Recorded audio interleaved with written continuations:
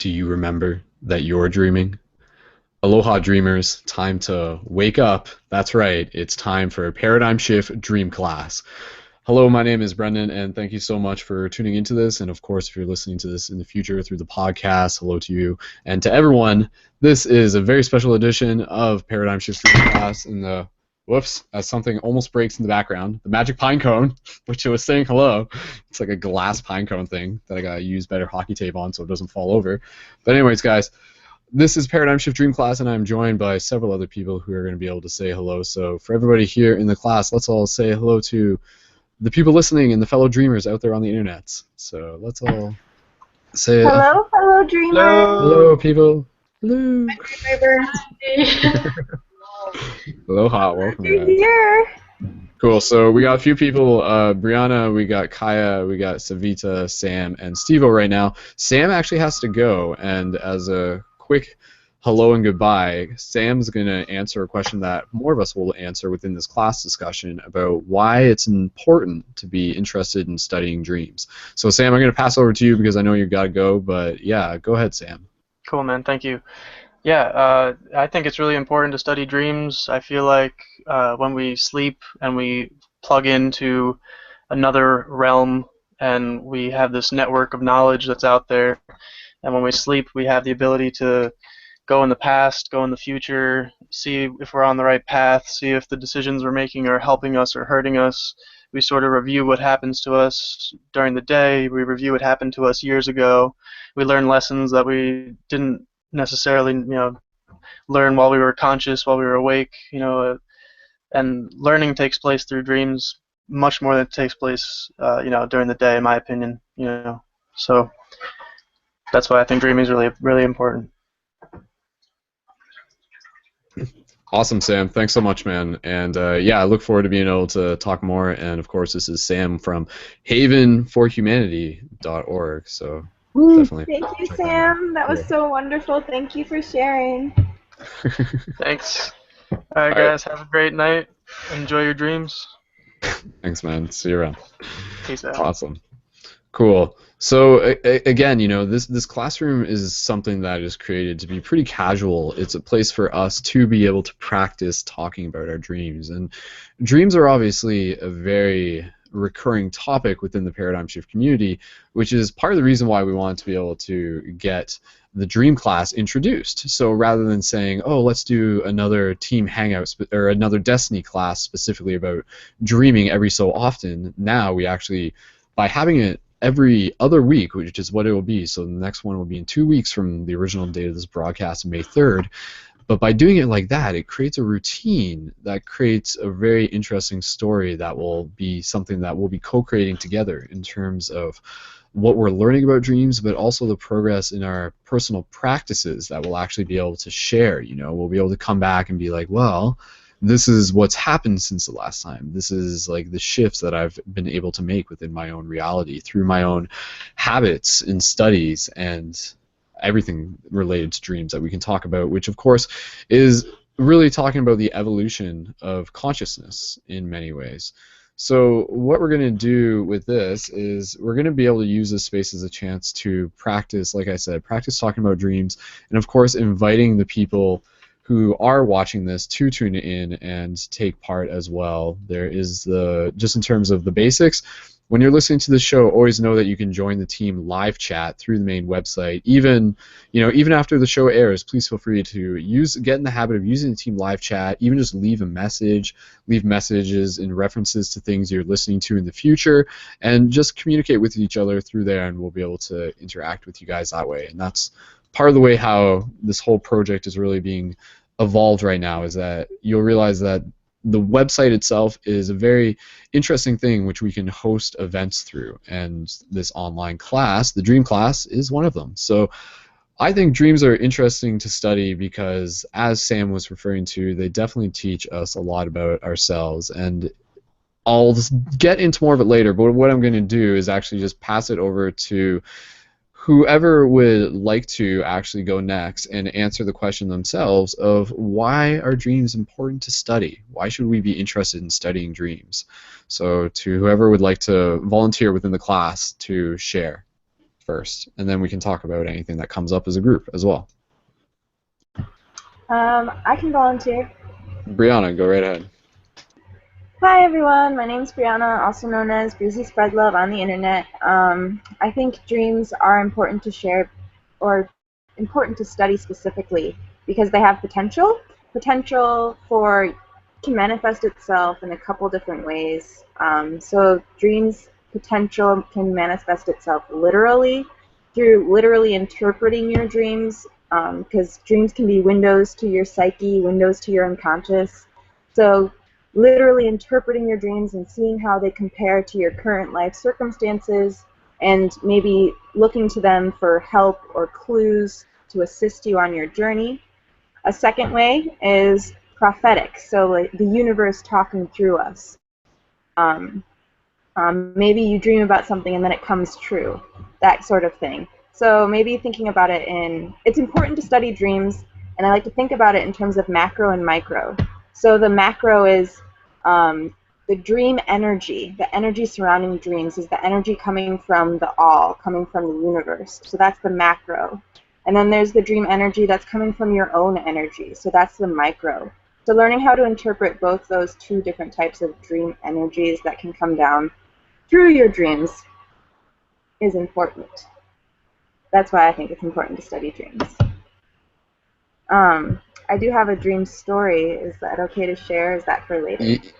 Yeah, actually, yeah, I was going to ask if there was anything related to recent dreams that you might want to share. So, yeah, please feel free. And again, you know, that's a good reason for using this space, is for us to say and to practice having storytelling, where we practice by sharing our stories as dreams. It does help with our recall process, I feel, and we can talk more about that later. But yeah, Brianna, go ahead. And just for the people watching this, and again for the people in the future, you can definitely help out through the evolution of the class. Now that we're broadcasting live, while Brianna's taking a moment here to answer, I'm just kind of going through the world of the internets and just letting other people know that they can tune in. So a lot of people will just tune in and watch, but of course we want people to know that they are welcome to interact and to participate, and even if that's just in the live chat. But help out the show by simply letting people know that it is live now, and yeah, that's an awesome way to just plant those little seeds. You never know. You post it in one group and someone sees it, and it connects them, again, through the classroom. It also connects them to the bigger Paradigm Shift Central project. So, cool. Okay, Brianna, I'm going to pass it over to you, and go ahead. Thank you, Brendan. The dream story that I had to share connects to that macro-micro that I was talking about. So I'm in college. It's my sophomore year of college, maybe like 5 years ago. And all this energy of partying and making friends and having new experiences. And I have a dream about one of my friends getting arrested for drunk driving. So I know this friend, and I tell him, like, hey, you know, I had this dream about you. And then we go out to a party later on that evening, and he wants to drive us all back to the dorms. And I say, no, we're going to walk. So we all walk back to the dorms. And of course, they all complained about walking. And I had to explain to like a group of 10 kids why we weren't going to drive, because I had this dream. No one believed me. And then spring break happened, which was only like a week away. And lo and behold, the friend I had a dream about got pulled over for drunk driving. And he kind of said, you know, I should have listened to you, but I didn't. And there was all that dream energy, and I was hesitant about telling him, but the path he was on, he was already abusing alcohol. He was already, you know, showing those risk behaviors. So I had to pay attention to that energy in my dream that went along with the pattern and the energy of the universe, and that told me, hey, this person is in trouble, let them know. So I did that part. Now, whether or not they listen to you is a completely different story, obviously. But yeah, if I hadn't paid attention to it, if I hadn't, you know, listened, it could have been worse.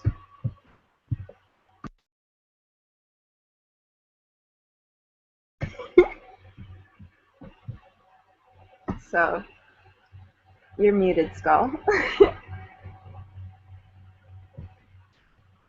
Ta-da, there we go. Sorry. Yeah, no, I was saying that was an awesome story. Thanks for sharing. I think it's when we get those coincidences, those synchronicities happening through dreams, it's very interesting to look back on them. So If I want to share more of my stories and to go along with that sharing on the internet sort of thing, my Snapchat is Spread Love Scott. My Instagram is Breezy Spread Love. So is my Facebook page, Breezy Spread Love. And my YouTube channel is Breezy Spread Love. You can follow more at #GoldenGuineAdventure. Thanks. Stay healthy, stay light, and don't give up the fight. Breezy out. Are you actually out? Do you have to go, or was that just like your moment there?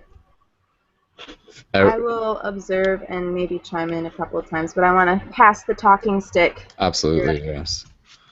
Cool. Well, thank you again, Brianna. And yeah, I know you said you have to nanny tomorrow, so yeah, definitely you'll need to get as much sleep as you can for that. So. Thank you. Cool. Awesome. Okay, well, moving on with the topic of dreams again. I want to be able to look at dreams in a variety of ways. I want us to be able to even just talk about why meditation is important as a group.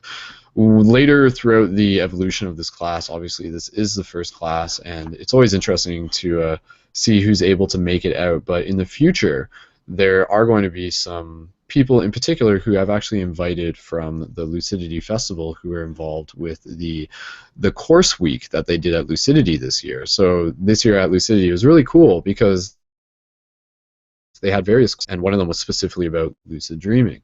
And so there's a few people, including Laurel Lyon, Richard Hilton, and Thomas Piesel, who we're going to be inviting onto the Hangout. And I guess you can think of them as professionals in the realms of talking about dreaming and just through their own wisdom and experience. And Thomas has actually been on the past. Richard and Laurel and Thomas, you would actually be able to recognize them from the Journey to Lucidity movies, in particular in Journey to Lucidity, well, Richard in Journey to Lucidity 1 and Thomas and Laurel on the Dream Panel discussion scene from Journey to Lucidity 2. So cool little connections of ongoing relations there. And again, they'll be super insightful, and stay tuned for that. Who knows? It could even happen within this episode, to be honest, if one of them tunes in. Sorry, guys, I just want to make sure, is my sound okay? Because my computer's just kind of lagging right now, and I just want to double check to confirm. You guys able to?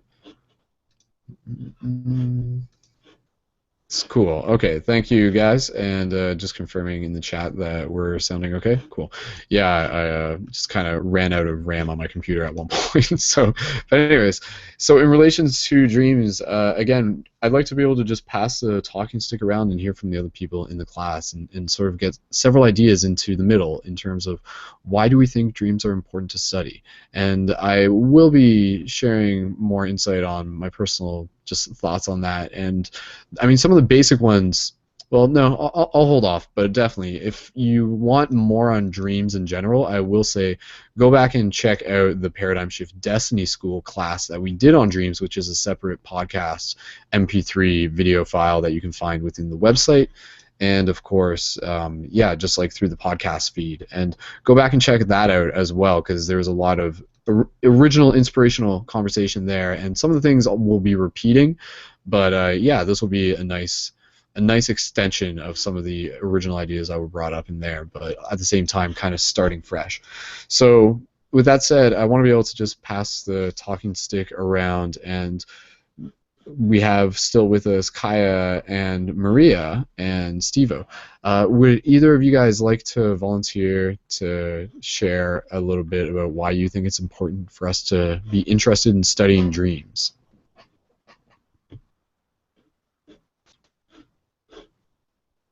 And Maria, open. Yeah, go ahead. So Maria, if you would like to share with us a little bit about why you think it's interesting to study dreams, go ahead. Sure. Well, it's that Greek, the Greek aphorism, "Know thyself." I think that's one of the biggest gifts from dreaming and looking at dreams, recording dreams, interpreting them, applying them.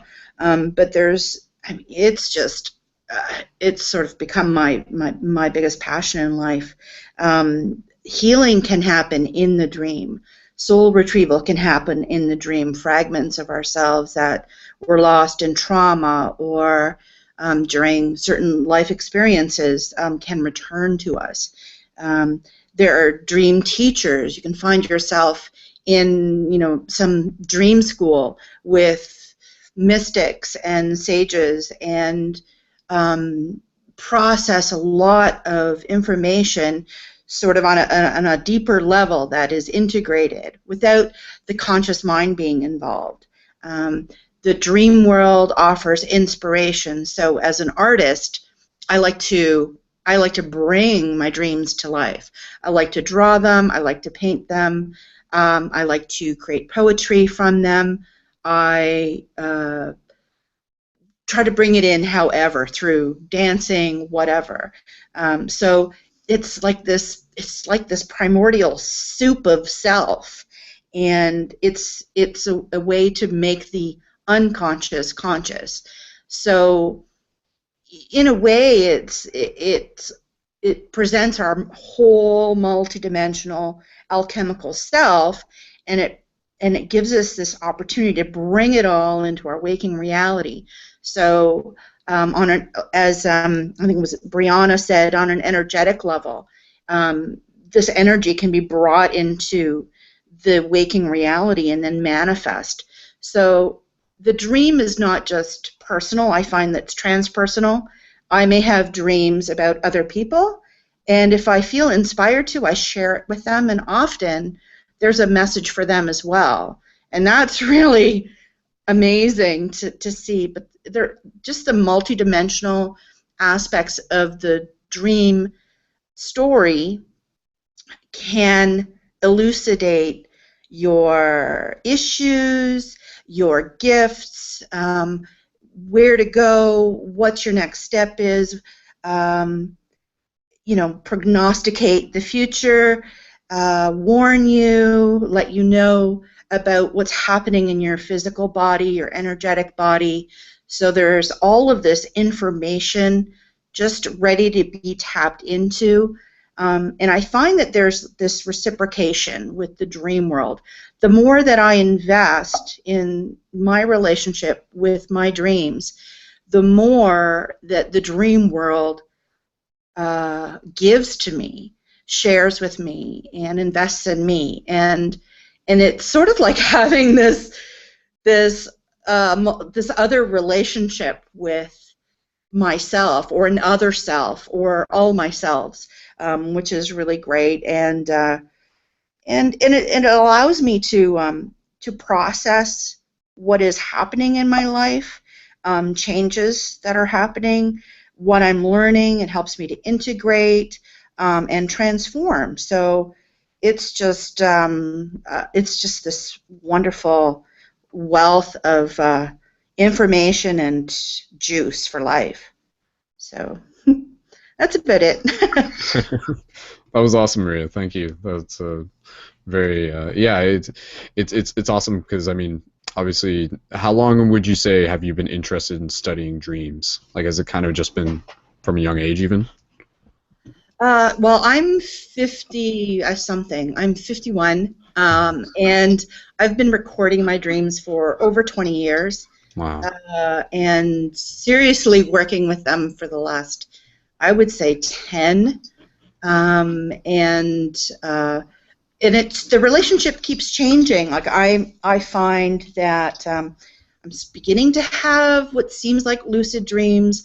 I'm hearing a lot of auditory messages when I'm in hypnagogia, and then they're like little clues, like, oh, what's that? Like this week I received, like in hypnagogia, I heard 16th century Sufi mystic, and then a name, Walid, and I'm like, what is that? Here's like a little crumb to follow, perhaps, or to contemplate. So I can, or to just see what happens in my waking reality around that message. So, yeah, it's just fascinating, and just it's just fascinating. Just love it. Awesome. I think one of the things that I really like about dreams is that for people who are either new to studying them or just been doing it for a while, it's a very exciting thing. And for someone, for myself, who's even been involved with, looking at things from the lens of Hollywood movies and storytelling and filmmaking and everything, I just love the infinite potential that the dreamscape is. You know, it literally is this nation of the magi, the imagination, where your thoughts do create. And there's so much that it can teach us. And people who have tuned into the past, you guys know that I kind of get into this idea that part of at the very core, if I were to just share one of my basic ideas of why I think it's important to study dreams, is because it reminds us of how powerful our mind is. Not just how powerful, but like the idea that thoughts literally do create in themselves. So in that idea, as you learn to create within the dream space, you become a better dreamer within this space, because you realize that they're essentially still part of the same thing. And by thing, I just mean holographic, hyperdelic, interconnected matrix that all of this reality is. And just keeping in mind, our perception of it, obviously we know it's only so small, or it's only like so big in itself, but like the dream space is a place where we open up into it. I mean, our baseline perception of things can be thought of as being very narrow in comparison to the scape of what we see through the dream space, but not even through other forms of altered consciousness, you could say. And the dream space, again, it's every night we tap into this grid of infinite potential, this virtual lesson simulator of infinite potential, and tapping into some of that potential, sinking into some of that potential, again, goes back to what Maria says. It's a whole know thyself sort of thing. And definitely, as you begin to develop more interest within dreams, the dreams begin to shift, and they begin to, you may start remembering them in a different way. So there's tips and tricks in terms of how to remember your dreams better, and we will be getting into that, keeping this also as being something practical. We want to be able to have practical tips. Sorry about that, the phone just went off. We want to be able to provide people with practical tips in terms of how to be able to remember the dreams, how to work towards lucidity, and ultimately the reason for creating this goal is so people can work towards developing the relationship with their dreams in their own way, to be encouraged to work towards it, with the idea that in doing so, more and more of us continue to become, you could say, more embodied cosmic citizens, if you want to think about it that way, in terms of just bringing more mindfulness into ourselves. And dreaming is a great way to be able to also bring in ideas and concepts of discipline to daily habits.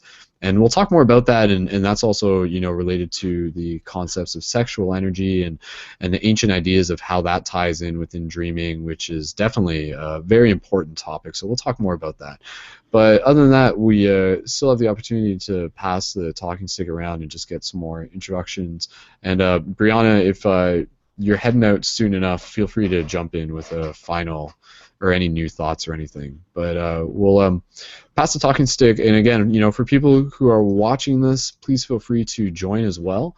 As new people join into the chat, they will definitely still get a chance to jump on board. So thank you again to the people who are tuned into this. And yeah, again, I'm continuing to share it, and I almost wanted, those of you who were in the team building hangout last time, you guys know that I would do like a Facebook live broadcast of the hangout by filming my computer screen. So we might do that again, because I will at least link people into the hangout. So one way or another, guys, we'll keep moving forward with this. So Kaya and Stevo, if one of you guys want to just like volunteer to share a little bit about why you feel it's important to study dreams, or maybe just why you're interested in dreams personally.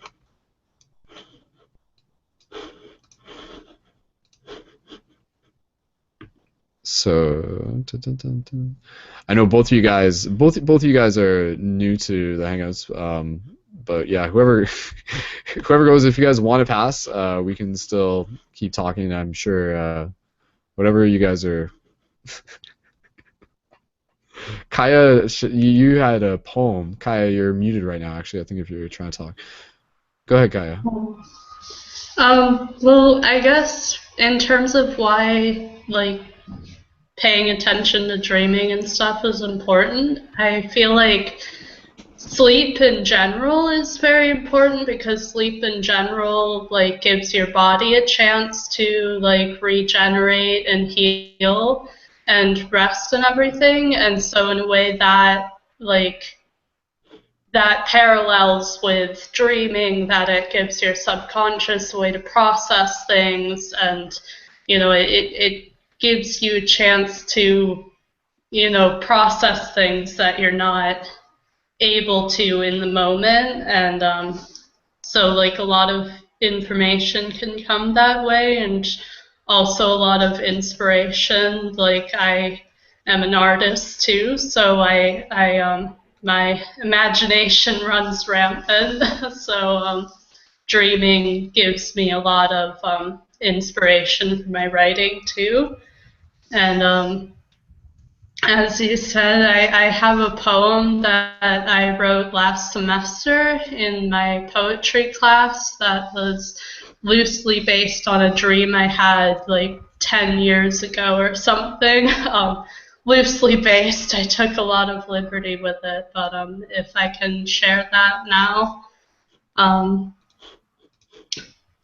It's called A Lesson in a Dream. I was running through the woods one day, wind blowing my hair back, feet sinking into the spongy, mossy ground, speed getting faster and faster. Finally, my body became weightless as I lifted off the ground in a graceful leap. I shot up into the sky, but as I did, I came face to face with a new adversary, the Dragon King of the Third Kingdom. With eyes like fire and wings of bright blood red, a sneer on his face exposing his porcelain white teeth, he loomed over me, his wings beating strong. The wind pressure almost thrust me down, but it didn't.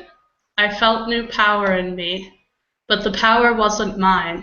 It was the power of the forest underneath me.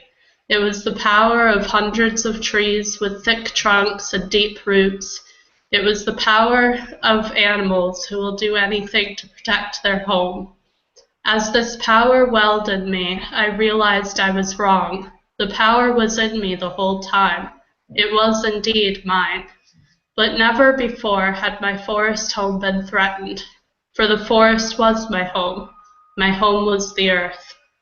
As these thoughts passed through my mind, light burst from my shoulders, wings of bright fire to combat wings of blood. I felt growth at the base of my back, the tail of a cat to give me agility, and finally a gift from the forest in the form of a bow. I was now prepared to subdue the beast. The belly of the dragon turned orange. I knew the flames would be coming soon. Clearly the dragon didn't realize he was fighting fire with fire, for I had the fire of passion in my wings. They shielded me from the flames as I loosed my first arrow. As dark as night, I heard it whiz off. As true as my passion and strength, the arrow hit its target and pierced the belly of the beast. Not his heart, no, just the jewel that gave him his power. As the jewel shattered, he fell. As he fell, he transformed. His wings folded into his shoulders, and I finally saw him for who he truly was. The dragon was a figment of the dream, but the person a wizard of my reality, the one who had been there for so many years of my life, teaching me the power of imagination. Using the world of dreaming, he had helped me defeat the dark dragon within me. This then allowed me to continue to the next lesson. With my head in the clouds and my feet on the ground, I would learn about balance in life by being a tree. Bravo! Bravo! Beautiful! Wow, that was awesome. It's beautiful. Thank you. That's so cool. That's really inspiring. I love what you did there. Like just again, just that's made for such a beautiful story. So it's really inspiring to. Thank you. Really great imagery. I loved all the images, and it felt like I could follow along. And you're right, I really liked the dragon stuff and all the metaphors at the end. And, Yeah, thank you. good. Um, but yeah, I just, to finish up, I just think that dreams bring us inspiration, and they help us to process things and learn new things, and yeah, that's my piece. Cool. I think as a little class assignment, we can move forward with the idea of having homework, so to speak. But one of the things that, not to necessarily just do it right this second, but down the road, I would love to just encourage people to write poetry inspired by their dreams and short stories inspired by their dreams. And again, I think that's an exciting part of the class when more of us can get better at remembering our dreams, that we'll actually be able to come back with stories to tell. Just in reference to that, there was an interesting dream that my friend had the other night, in which I was in it. There was actually two different people told me about me being in their dreams last night, and both of them were like very palpable energies. They kind of reminded me of almost like being at like festivals or something. But there's one here, and I'm actually just going to read a little bit about what she said. So this is actually from my friend Lily, who will be listening to this in the future. So shout out to Lily, and she's part of the local Paradigm Shift London community. And she's like told me about dreams where I've shown up in them before, but she always says that whenever I show up in her dreams, it's always kind of a very interesting energy. Like we're always like going on adventures or just like something like that. So how we show up in other people's dreams is a very interesting thing. We can talk more about that. So she says, "Hello, fellow dreamer. I had an incredible dream with you in it this morning. There was a crow that was white on its right side and black on its left, with a little bit of white lower down on the black side." So already there's like a yin yang crow in her dream. I'm just like, what? Like that's like the symbolism, right? Because again, when we're talking about dreams in general, there's more to this. I'll read in a second. It's a big part of it. It goes back to the idea that the universe uses the language of symbols to communicate to itself. And so dreams is all about symbols, and there's so much that is kind of coming through, and whether we can interpret it and comprehend it with our regular, just like everyday mind, or be able to, even if we can't do that, we'll still be receiving the information as symbols through like the ultra conscious of our dream mind. So she says, "I can vividly recall seeing it in a tall ancient pine tree." So again, pine tree, pine cones, interesting. "It looked relatively normal, and then it turned its head, and it was so dramatic. I drew your attention to it, and we were so excited about it. Eventually," and then it changes, "eventually we were inside an airport in some cool Arabic-speaking country, and we were each frantically, excitedly journaling, kind of channeling what this meant, what message the bird has brought to us. The rest is not easily described, but those were the important parts." So yeah, like that was again, being able to draw on the symbolism of a yin yang, like a yin yang crow. I feel just by being able to, for me, being able to look up more about what crow teachings are about, like that could be part of the reason for the dream. Because of that, I'll like go and learn more about the crow teachings and stuff like that, because I think every animal has something to teach us about the yin yang of life, so to speak. But anyways, so that was just a quick example of a story related to dreams. If anybody else does have any dream stories that they want to share at any point, please feel free. We're kind of on a loose schedule in terms of the routine for the class, but we can definitely end it with meditation. And again, just inviting people who may want to be able to tune in. There's enough room for up to 10 people in the Google Hangouts.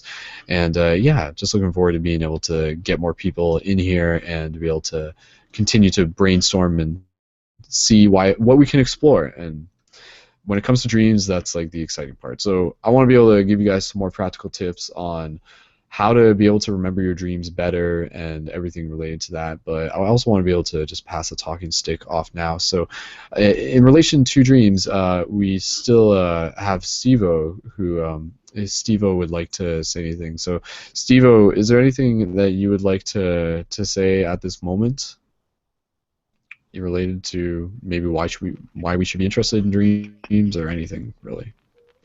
I could say something. Am I coming through loud Cool. enough? And when you're leaning into it does help a little bit, but yes, it's still quite low, so Alright. every bit helps. I don't know Go much. ahead. I think they are important because they're definitely a method of the way the universe will give information to us. Just as important, you know, as you can sometimes get a message through just through meditation. I personally myself, I don't dream that I'm aware of. I've not many dreams that I've remembered, so I'm really not much of sharing any dream stories. I am interested in trying to lucid dream, but my ego keeps getting in the way and snapping me out of it. I don't know. But that's about all I can really say. And love everyone. That's important. For sure. Cool. Well, thanks, Stevo. And again, you know, with dreams, it's always really interesting because some people have different levels of like how they dream to begin with, and some people, even without a regimented or like a regular practice, are still able to recall their dreams on the regular. But for the majority of people, it would seem, our ability to recall dreams is very delicately affected.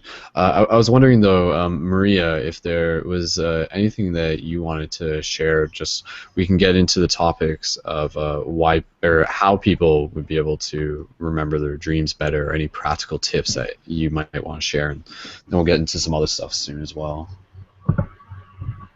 Sure. I think intention is really important, and just to be prepared. So make sure you have a notepad or a voice recorder by the bed, so that you're basically telling the universe, okay, I'm ready to document when they arrive. And that's one way to sort of get the ball rolling. I think the next thing is to try to wake up as gently as possible. Like a really jarring wake-up call is not a good idea. But even if that happens, to try to remain in that liminal state between sleep and full wakefulness. Because what can happen is if you just stay there in that and then try to don't think about the day, don't think about what's coming, just rest in that space.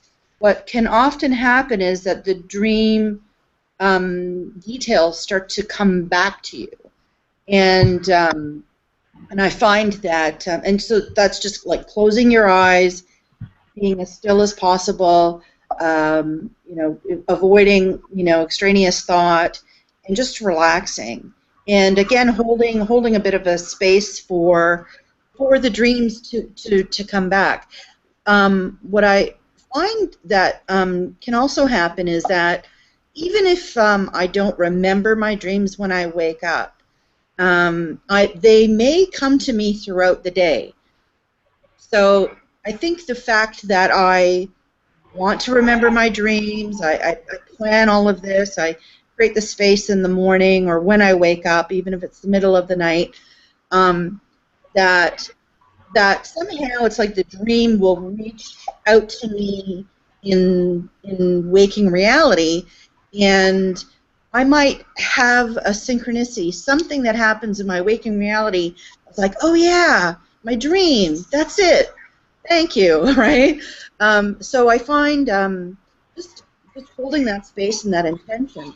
And the other thing that I sometimes do is because sometimes I have a prolific night, 5 dreams, 7 dreams. What I will do is I will attach one word to each of those dreams. Car, coffee shop, person's name, jungle, cat, whatever.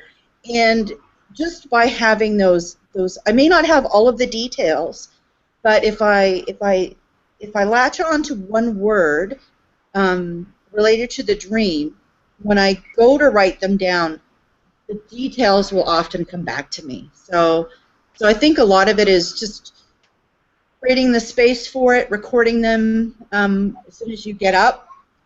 Also, I think retelling dreams. If you have someone you can share your dream with in the morning, that telling of the dream will help you to recall the dream longer. So I may have a dream from yesterday that I did not write down, but because I told someone about it, it's still there. So those are just some of my tips. Awesome, thank you, Maria. Yeah, you're right. Those are some great tips, and again, I think that's the exciting thing within this class too, is that it gives us a reason to practice sharing our dreams when we can just do it as a class in this way. So, sorry guys, I'm just kind of multitasking at the same time right now to see if I can actually launch a Facebook live broadcast feed of this feed, which will just kind of give another boost into the internet world so people can get a chance to see this, at least a part of it. But again, I want to be able to just reiterate like what Maria was saying, where when definitely like dreams in that space where you're just when you're just waking up in the morning, definitely be like as soft, be very soft when you're getting up, because it's almost wow, okay, my iPad is just completely glitched out right now. It does this sometimes. But anyways, I'll see if we can get that working later. But regardless, the important thing is we're recording now, and that's awesome. But what I was going to say is definitely, like, within that space, it's almost as if the like it also is a chemical thing, and I feel that definitely when you get up out of bed and you just even go to the bathroom, or you even just get your feet on the floor, that it just kind of like flushes out the, not so much the memory of the dream, but the connection to the memory of the dream that is kind of created through a neural bridge, which actually gets into some very interesting, or something similar to a portal, where it gets very interesting, because that's for myself, one of the things that's really interesting and exciting about dreams and dreaming is the correlation between dreams, birth, death, and the topic of the pineal gland and DMT and everything like that, and the logicalness of terms of like how they can all link together. So cool. Welcome to the Hangout, Zach, and we'll get you to jump in. And you can do if you want to actually. We just got a few people joining in. So, Zach, go ahead. You can unmute yourself and just do a microphone check if you would like to do that. Okay. Cool. Okay, awesome. Well, welcome to the Hangout, Zach. Hey. And again, just reminding people that as the class does continue to broadcast live, please feel free to join, whether you're maybe new to dreaming or whether you've been studying dreams for quite a while. And another thing, I do want to give a shout out to the people in the live chat who are participating there, and a reminder to actually ask questions within the live chat. So encouraging you guys, if you have any questions, if you have any expansions on ideas that we're talking about here, please feel free to leave those into the live chat. And again, that's the team live chat through the main website. So yeah, keeping an eye on that. But yeah, getting into the topic of dreams and everything, I'll pass it over to someone else. What are some other practical tips we can talk about in terms of ways to either perhaps remember dreams better, or just to be able to engage with our dreams, or to become more aware and more mindful and conscious of our dreams, essentially? And if anybody else wants to jump in on that, go ahead.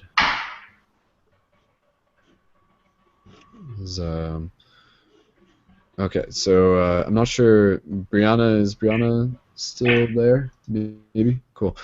Anyways, we can pass it over to Zach since he's new in the class and stuff. But Zach, we were asking everyone earlier as to why people feel we should be interested in learning more about dreams and studying dreams.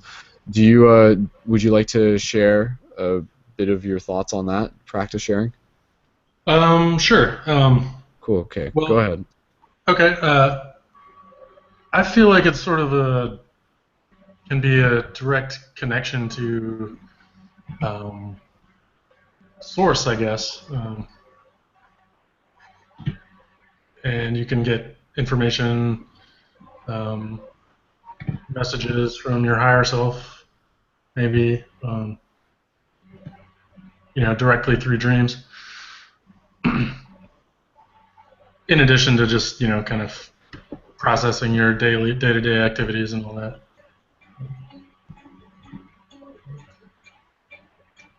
I actually haven't really been able to remember my dreams very well. Like for years, I usually don't remember my dreams, so I'm trying to get a better, get more in touch with them and be able to remember them after I have them.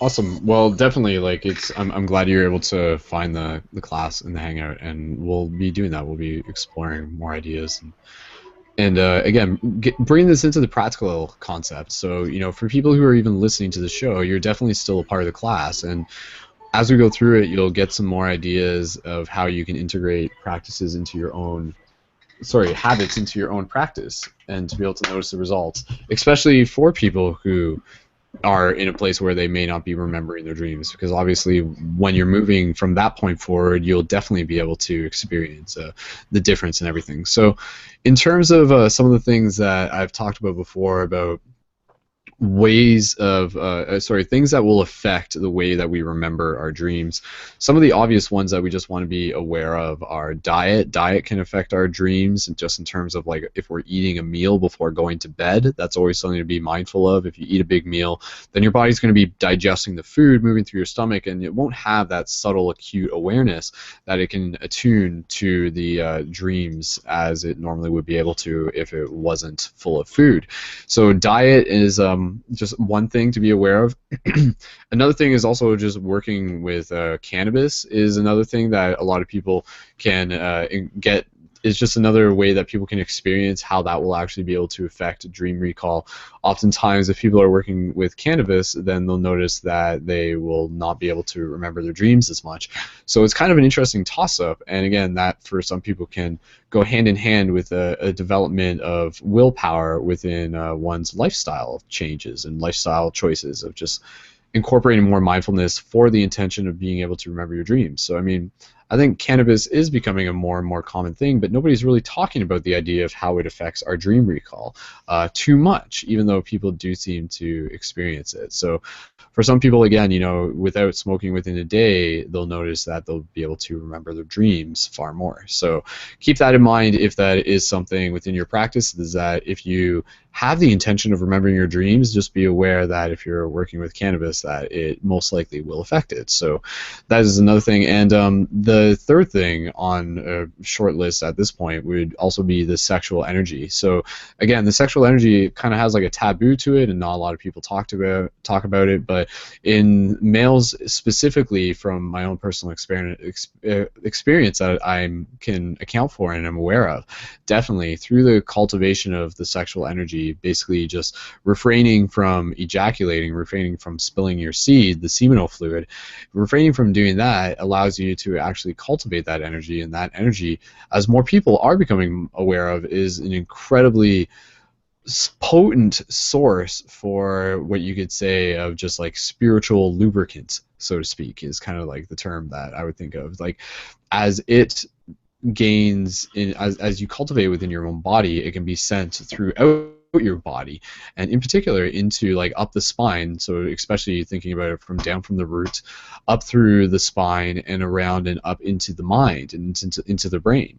And that is like a interesting thing that you can even bring into breathing exercises, and we can practice more about that. So right off the bat, for people who are interested in remembering their dreams and studying their dreams, yes, acknowledge that there is a level of willpower and discipline and vigilance involved with it if you're just looking to, again, get like those we'll talk about it more later, but again, when you talk about the potential of dreams, when you get into the idea of becoming more mindful within your dreams, you get into the idea of like consistent lucidity, and we'll talk more about like what lucidity is specifically, just as a refresh, and basically from there you get into very interesting concepts of accessing parts of the universe that you kind of have to again, almost like earn your way up to, so to speak, in terms of experiences. So if you want to, teleport to the pyramids of Egypt, sit on top of it, and have a discussion with like some ascended master teacher or something,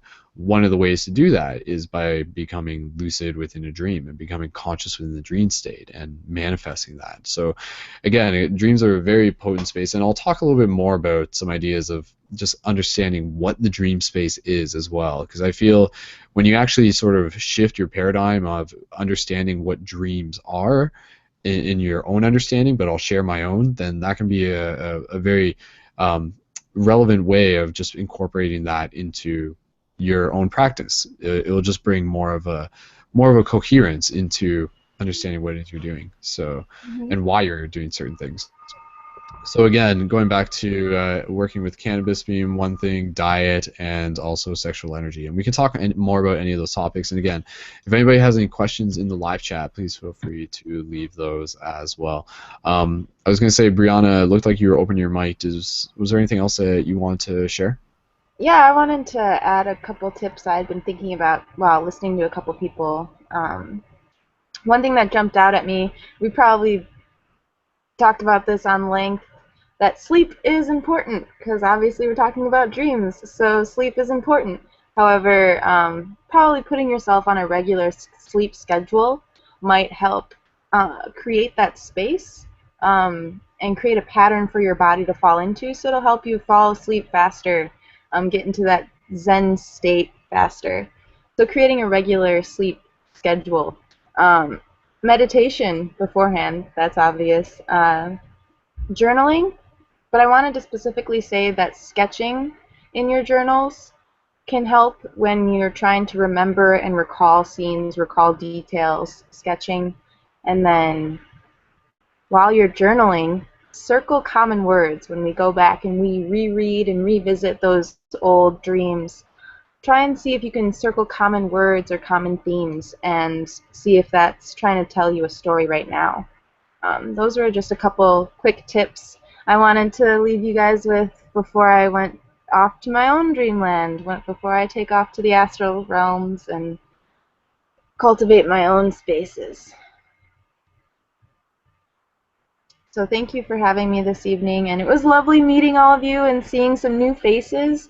I've been in this circle paradigm shift for a couple years now, and it's great to see how much it's evolved and how much it's grown, and new faces and all the warm feels. Mm-hmm. Yeah. So thank you so much again for having me, and I hope to do this again in the future. So awesome. Yeah, thanks again, Brianna, and a couple of years, aka almost 5 years now. I feel old. Yeah. Cool. Okay, Brianna. Well, thanks again for taking the time to be here. And yeah, I was gonna say though, before you leave, my pleasure.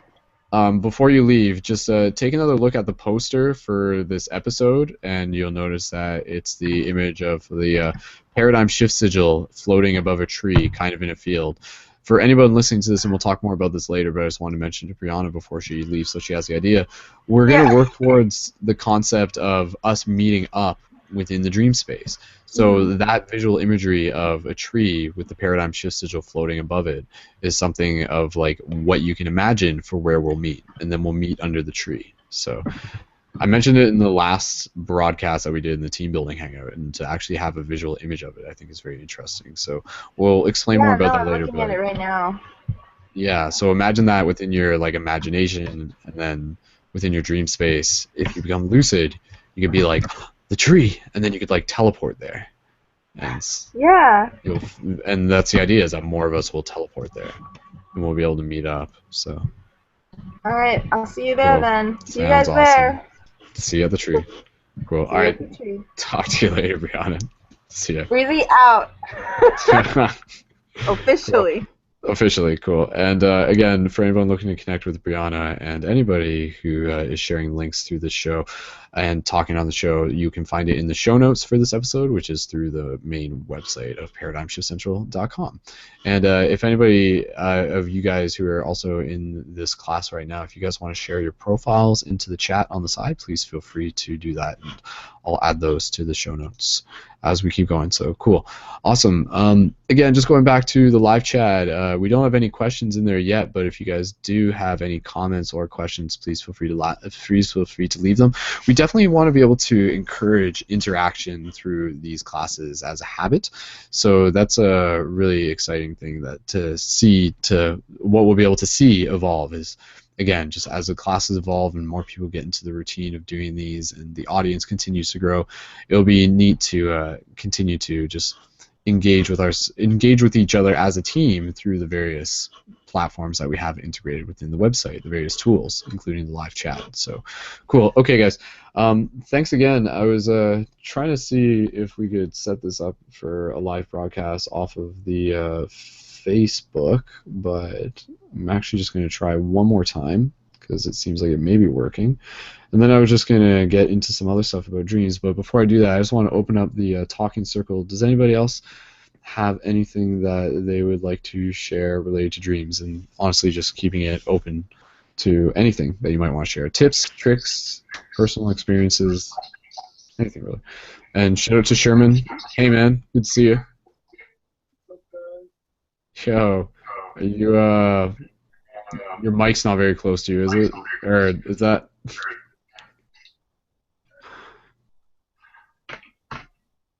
Cool. I was just gonna say, if you want to like test your mic, please feel free. Hey guys, what's up? Yo, cool man. Awesome. Yeah, your mic isn't like super loud, so we'll make sure that. And I know you don't got headphones, but we can make it work. So. But yeah, just talk close to your mic. So cool. Okay. Yeah, just project. I'm just gonna mute your mic.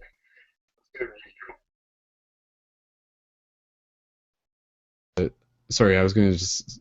There we go. Okay, perfect. I was just gonna say, opening up the talking circle to anybody who would like to jump in at this point, just on again any general thoughts about dreams or anything related to dreams. And I know some of us are more like, I know again Maria, she's been as someone who's been writing down her dreams for 20 years. I think that's a very exciting and interesting thing. So Maria, please, if you do have anything you want to share, feel free to jump in. And it doesn't look like my iPad's working, so okay. Yeah, I just wanted to add something. Brazy was talking about circling certain words that keep recurring. So what I was doing initially when I started to record my dreams and take a look at them and interpret them was I was looking at other books out there, you know, dream dictionaries, that sort of thing. And it's I think it's really important to not necessarily take them too seriously. Our symbols are meaningful to us in different ways. You may be deathly afraid of snakes, and I may love them. So a meaning of a snake in a dream would be completely different for you or for me. So I would say take them with a grain of salt, but really to just look at the stories themselves. And look at them from, you know, multi-dimensional perspectives. Look at it literally. Look at the dream literally. Look at the dream from a metaphoric perspective. I find actually sometimes I can be too close to my dream, especially if my dream is trying to show me some unconscious pattern that is sort of limiting or keeping me stuck. And so sharing that dream with someone else and saying, you know, if this was your dream, what would this mean to you, or what associations come up? And oftentimes in those cases, in those particular cases, there will be like this clarity from the other person. And it doesn't necessarily, I don't have to own that. But if it resonates, trust myself. Does it resonate with me? And then look at it. So I find that particularly helpful for certain dreams, definitely. And I have like, my partner's really great at bouncing dreams off of. He's just so, he's a critical thinker, and he's very logical and rational. So he's very different from me in some ways. I'm a little more of an abstract thinker. So I just find that helpful to get a sort of a varied perspective on a dream. But then again, not that you're taking on what the other person says. Just the same as you're not reading a book and saying, yes, that's what my dream means, because we're much more complex than that. So, yep. Definitely. Yeah. Studying, again, yeah, like you were saying, being able to study the dreams is, the symbolism within the dreams is a very interesting thing, because eventually as you start writing down your dreams, you'll sort of develop your own understanding of what the symbols mean through recurring patterns, and you'll begin to decode the language of your own dreams, very literally. And I think it's, when it comes to symbolism within dreams, I was just thinking what you were saying about how it's a very subjective thing, and just as an example of that, and I just kind of want to share this because it kind of shifted my paradigm a few weeks ago or however long ago, but just like the concept of spiders and what they actually sort of represent as again a teaching. We were talking about sort of the teachings in the animal totems earlier when we mentioned the crow. When it comes to spiders, I'll just put this out there as an example. A lot of people would be like, oh, like spiders are a super spooky, scary, gross thing, and I don't want to have any relationship with them or something like that, where obviously other people are just like, you know what, like spiders are super cool and stuff. But in particular, when you look at the spider of what it kind of is a reflection of in terms of the bigger pictures of reality, it is very interesting, the fact that it's visually it kind of has this whole like as above so below thing kind of going when you look at it. Even when you're looking at like the Spider-Man logo, if you take a look at the Spider-Man logo, it's kind of got like it looks like an infinity sign. The body would almost be like an infinity sign or just a circle, and then it's kind of got legs going up and legs going down. So it's kind of the roots of the tree going up and the roots of the tree going down. So, and then the whole web thing in itself is a very interesting idea. Is like reminding us of this like this web that literally does exist on an energetic level, and it's kind of dancing along it and building upon it and everything like that. So very visually having that web, and even like the, again, sort of concepts of like Idra's web and just that interconnectedness. But I think spiders, just as an example, are super interesting things. So hey, if anybody has a dream about spiders, then don't be so quick to just kind of encouraging everyone to look deeper into the symbolism, but definitely being able to think for yourself. And you know what, I've mentioned this before, but if you're kind of not even too sure about what a dream meant symbolically,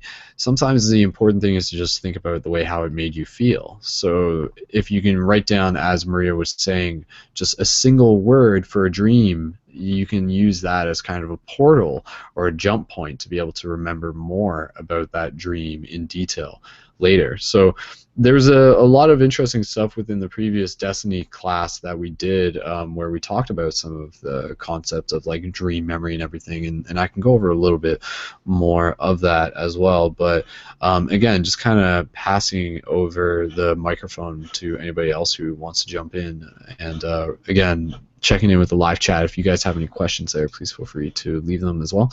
But does anybody else want to share anything related to practical dream practices, or what you felt you've been learning from dreams? Because I mean, that is like the interesting question that ultimately I'm kind of just getting towards, is again, like, what do dreams teach us about reality? And just kind of delving into the metaphysics of that, the fact that dreams are a thing, what does that teach us about reality? Like, what is the dream space in itself, or what are some best guesses on it? Because I mean, scientists will say, oh, it's just in your head, it's just recycled information, but is there more to it? And I think through direct experience, like, that question becomes very ripe. So again, just kind of opening up the talking stick for anybody who would want to share anything that they might want to share at this moment related to dreams. Otherwise, I can definitely go into some other stuff. But Rita, obviously, with your experience on dreams, just kind of feel free to help, like with, moving the conversation in any way that you would feel is beneficial. But yeah, definitely keeping it open to everyone. And I know that you guys are fairly, in some cases, new to the study of dreams, so it's definitely good to just be able to listen. But does anybody else just want to say some stuff for a little bit, and I'll just take a break, but then I'll have some more things that I'd be interested in sharing. And and I do think actually, see if it might be another person who's actually joining. But again, if anybody wants to jump in at this point, please feel free. Hey guys. Yo, You hear me? yeah, Sherman, that's pretty good, and just kind of talk loud if you don't mind. Okay. Oh, So there you two go, things. perfect. Awesome. What's up, everybody?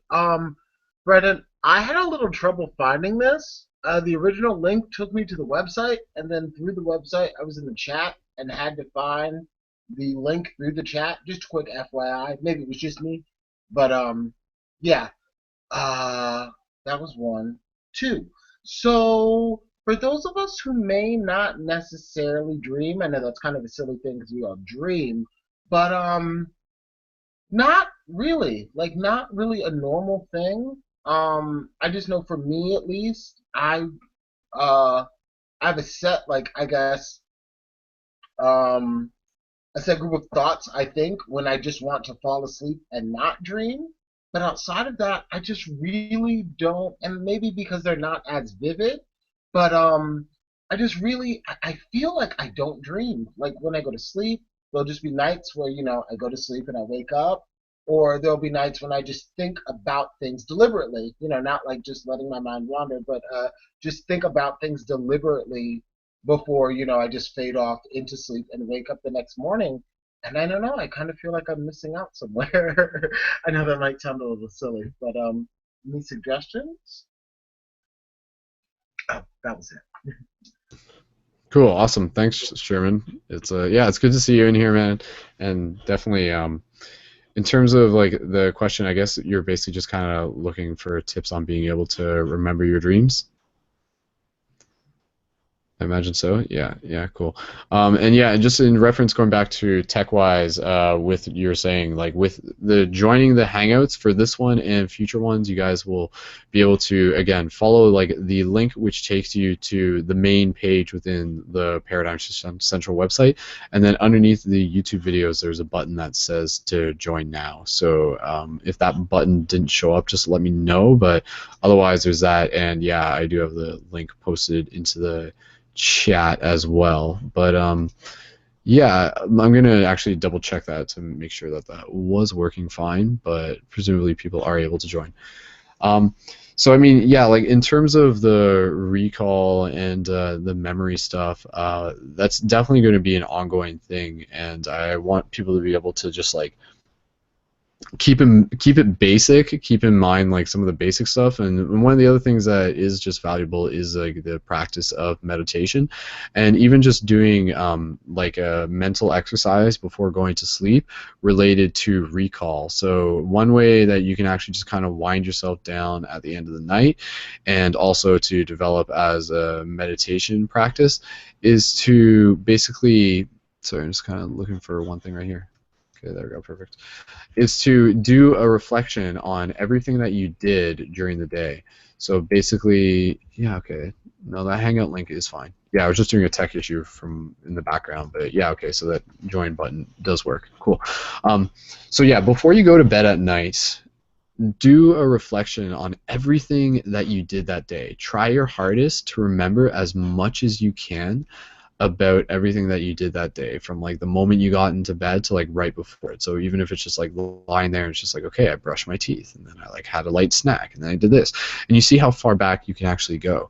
And through that practice of recollection within your waking state, it will naturally lead over into being able to remember your dreams a little bit better. So that, I would say, is one way. But definitely within the dreaming practice, I don't know, maybe if Sherman, if you're getting up right away, we were talking about, Maria had mentioned how it's important to like stay very still when you wake up, because as soon as you move your body physically, it kind of flushes out the chemicals, and then it sort of disconnects the opportunity to be able to connect to the dream memory. And this goes into the idea that there's almost like two clouds. There's like a waking state memory and a dream memory. And it's not that when we don't remember, it's that the dreams are gone or that we didn't dream at all. It's just that we don't have that direct connection to that dream memory, it seems.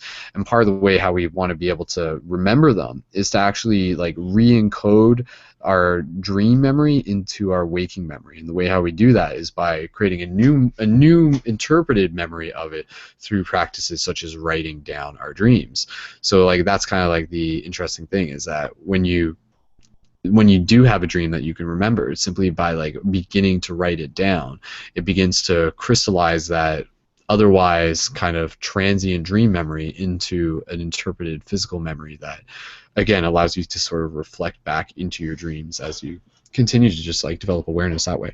But yeah, having the intention to remember your dreams, as simple as that sounds, is important, and Maria had mentioned that as well. And definitely having a pen and paper next to your bed when you go to sleep at night, and having that ready. So again, you could wake up in the middle of the night and you could practice writing, like that in itself is but sorry, I was just saying, having the pen and paper close to your bed is what makes it easy. So you don't have to get out of bed. You just literally reach over and have it there. And even practice writing with your eyes closed is one thing that you can do. Maybe if you wake up during the middle of the night and you have a dream that you can remember, just knowing that the pen and paper is there is going to, in some ways, like help evoke a little bit of the universe kind of, because again, it's a very interesting thing. There's almost a very metaphysical concept going on where it's not it's an esoteric science, and it's not something that people can directly measure, but it's something that has to be personally experienced. And part of the experience is recognizing that there's like a reaction between us intentionally giving attention to our dreams and the way how the dreams actually begin to shift. And so simply by having that intention to remember your dreams, the universe will begin to acknowledge that, and maybe that in itself will start to bring more of a ongoing connection with our dreams.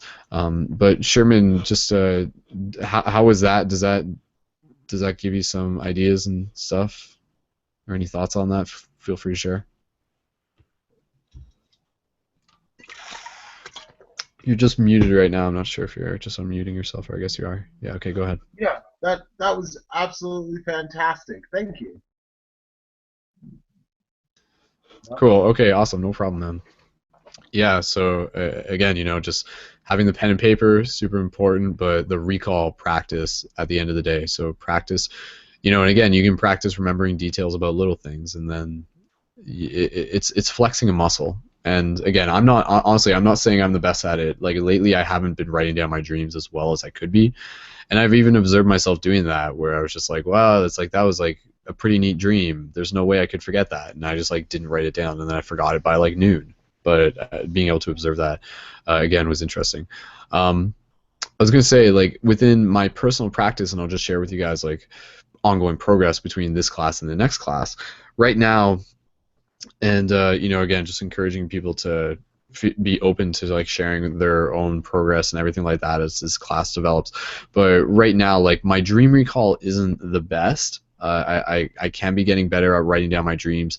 A big part of it, actually, I feel, is that right now I'm in the process of also like cleaning my room, and I feel that once I clean my room, it will sort of give me a space to be more like cleaned within my own mind state, and be in that place where I'm like ready to dedicate more focus towards dream practice as well. And so part of just within the context of this broadcast is that I have noticed recently, if there are days where I like haven't worked with cannabis, that it's noticeable that I'll be able to remember my dreams. And for me, like when I don't use it, it's pretty obvious, and it comes in within like just within 24, 48 hours. So that's something that I'll be working with within my own practice, is like understanding that, hey, I can either choose to work with cannabis, or I can and like get an experience in that present moment. And sometimes, and again, oftentimes, like that's a whole other conversation, working mindfully with cannabis, but I feel we'll get there when we get there. But again, knowing just like with the idea that I can either quote unquote like get high within this reality, or I can like definitely get high within my dreams, quote unquote, through an epic visceral experience that would be comparable to like a Hollywood movie. But again, part of what makes dreaming so interesting is because it does test our willpower. It does test it makes us ask, like, what is important to you? Like, do you want that instant gratification of the material existence, which you can so easily access through cannabis and through, like sexual release and orgasm and everything? Or do you want to be able to see, like, what's hidden further down the trail? But part of the way how to get there is by again, like shifting those patterns. So for me, in terms of energy cultivation, I haven't done anything since I've been back from California. So almost 2 weeks now, give or take. Not even really keeping track too much. But my intention is to, again, like cultivate my sexual energy, to do that past 21 days. And I noticed that it's after the 21 days that you do notice like things. You do notice like the shift within your dream space, and also your meditation is affected. And being able to drop into like meditation and practice visualizing things is something I actually want to use this class for, where we'll do group meditations and group imagination exercises as well, and we'll imagine ourselves like around the field within what we were talking about earlier. Just as context, you see the poster here for the dream class. Sherman, we were just talking about how the tree there and the paradigm shift sigil floating above it is actually a visual reference to a place within the dream space that we're going to collectively imagine and practice like meeting up at. But before we even get into the dream space, we'll practice like meditating on it here and now, and just kind of like bringing that into a visualization as well. We'll explore that to a degree within this class, but we'll get into it more within future classes as well. So again, with my own practice right now, like, hey, I got the sexual energy, I still got cultivated. All I have to do is like switch up a few other things, and I'll be remembering my dreams pretty potently. And yeah, I'm gonna do what I can to share, to create dream logs and quest journals about my dreams when it's appropriate, though obviously like I won't do it with everyone. But I do find that oftentimes through my dreams I do feel that part of our duty is also being like an ambassador. So sometimes source consciousness, or just like higher consciousness, whatever you want to call it, the universe will pass on a message to us in our dream. And then if we create a quest journal about that, any of us within the Paradigm Shift Central website, it sort of gives us a chance to like be an ambassador for that message. So every time you go to sleep, you can almost think of yourself as like a fisherman, kind of similar to how Terence McKenna talks about psychedelics, and how he says that your job is to like kind of go there into the experience and bring back like some fish, some ideas, bring back like thoughts and concepts, or just like words of inspiration. So every night you go to dream, you do have the opportunity to kind of be a messenger for source consciousness, or our collective evolution. And I want us to know that through this community, that's totally encouraged. So if you guys do have any dreams that you have in the future that you want to make into dream logs, know that you can write them, and you can create like an image to go with it. You don't have to, but I definitely encourage you guys to practice videotaping them. And you guys know that that's something that I've done in the past, and even that in itself is a very good way to develop your recall. And as Maria was saying, through that practice of storytelling, it helps us develop the memory. And so you can do it through the classes, you can do it through the videos, but yeah, it's an exciting way for us to be able to document not only like what's happening within this physical existence dimension, but also like what we literally are experiencing within the dream space and within the astral planes, and what's actually happening there. Because what we see within our waking state is literally only a fraction of what the bigger story is, so to speak. And a part of the bigger story, I feel personally, is definitely what we get up to within the dream space. So that's part of this idea, is that we have meetings here within the physical, but then we're actually going to be able to just kind of expand this dream class into the dream. So cool, and we'll get more into that as we go. Again, just kind of passing this around. If anybody else wants to jump in, any thoughts and comments on that stuff, or what you guys might have to, if you guys want to share like any of your personal current like where you're at dream-wise and where you might plan on being at, anything like that. Maria, I see you're unmuted, so if you'd like to share, go ahead. Yeah, I just wanted to pick up where you left off. You were talking about your room and needing to tidy it up and creating some energetic space and physical space for the dreams to happen. And I just thought it's very much like set and setting. You know, your environment, your physical environment, your mindset, your emotional state of being. If you can prepare the self in all of these different ways, so ensure your environment is ready for that. Have all the dream recording tools there. Clean the space, like you mentioned. Also, even I've done this where I've written on a little piece of paper, I'm going to recall my dreams and stick it under my pillow or in my pillowcase and under my head. So in a way, I mean, it's sort of symbolic. So it's like a symbolic gesture to the dream world that I'm inviting this. And also maybe even emotionally, like be psyched up. Like tonight may be the night. You know, I'm going to start recalling my dreams, but also to recognize that just like meditation, there's this undulation. Sometimes you're in the zone, sometimes you're not. Sometimes the dreams are just, you're flooded with them over a period of time, and then you may have some dry spells. So just to be aware that, you know, it's just like life, and it's just like meditation. So, but to know that the dream messengers in the dream world is always there, and it's excited to have that reciprocal relationship. And so to not really give up if you really want this to happen.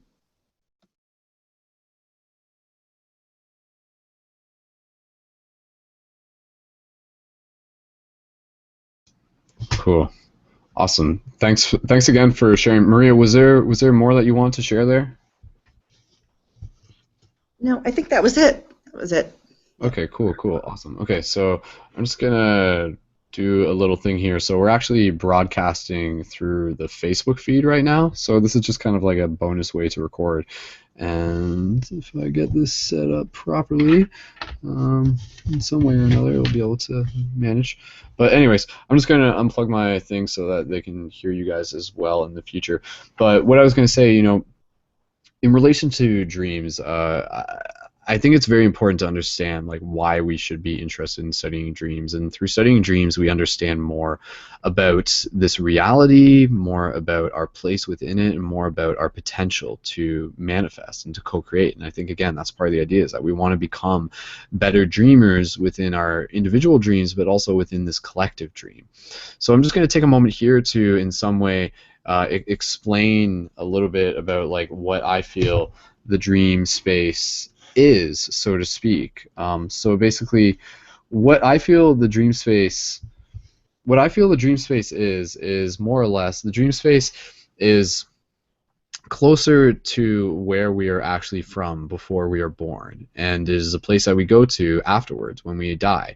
And this is a very interesting, it points to this when we hear about people who talk about being able to communicate with loved ones who have passed on within their dreams. Well, like, why is that?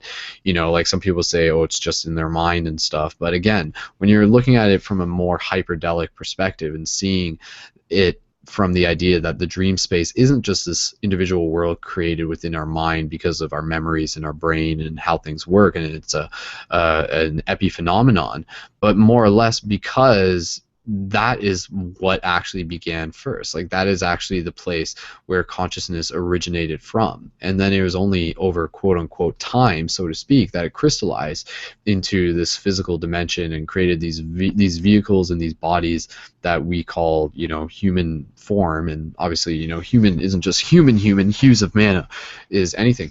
So, you know, do animals dream and stuff like that? That's a whole other topic I'd love to be able to get into.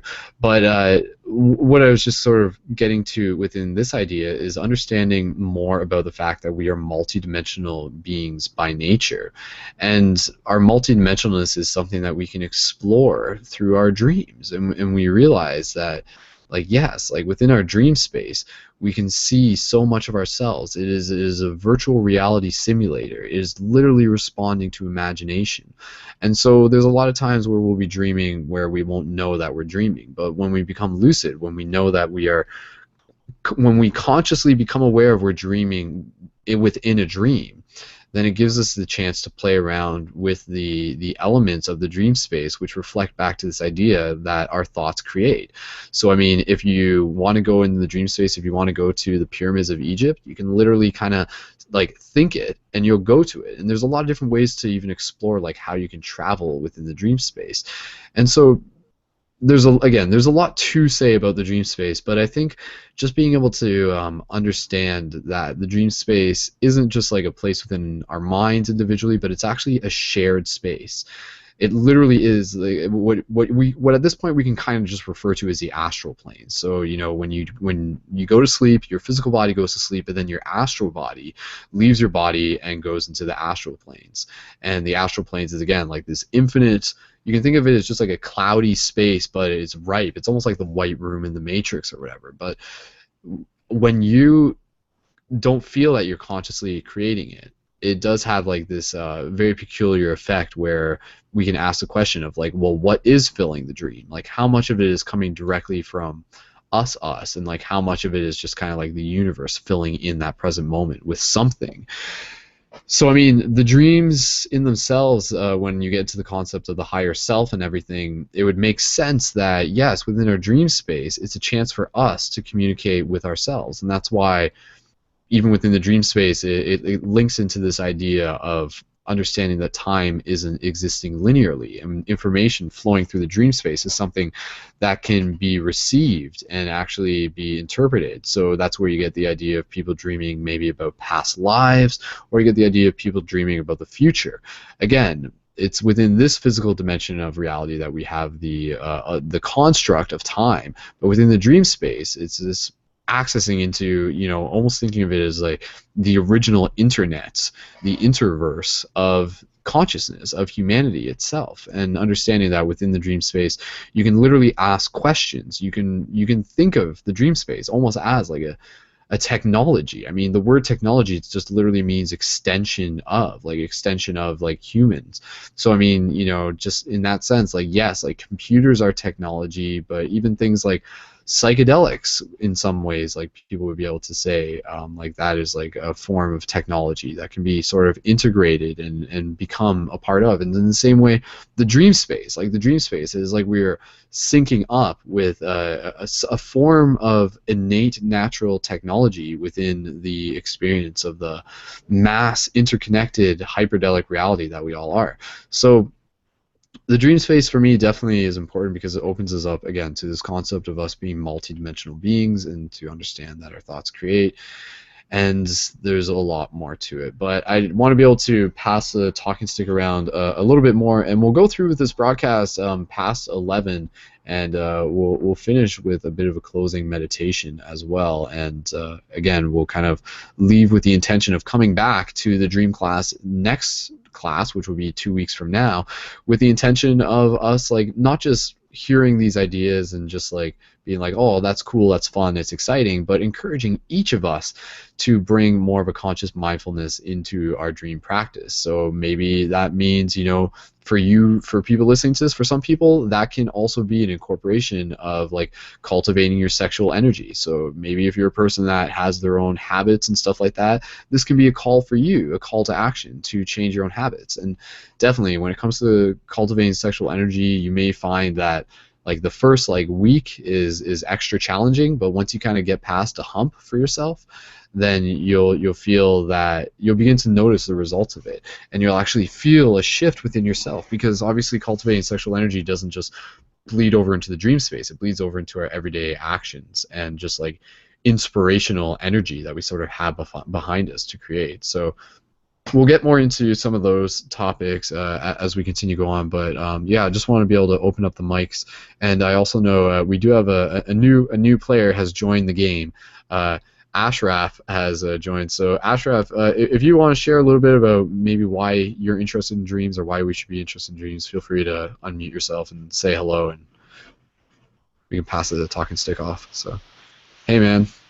Hey dudes, yeah, thank you, Brendan.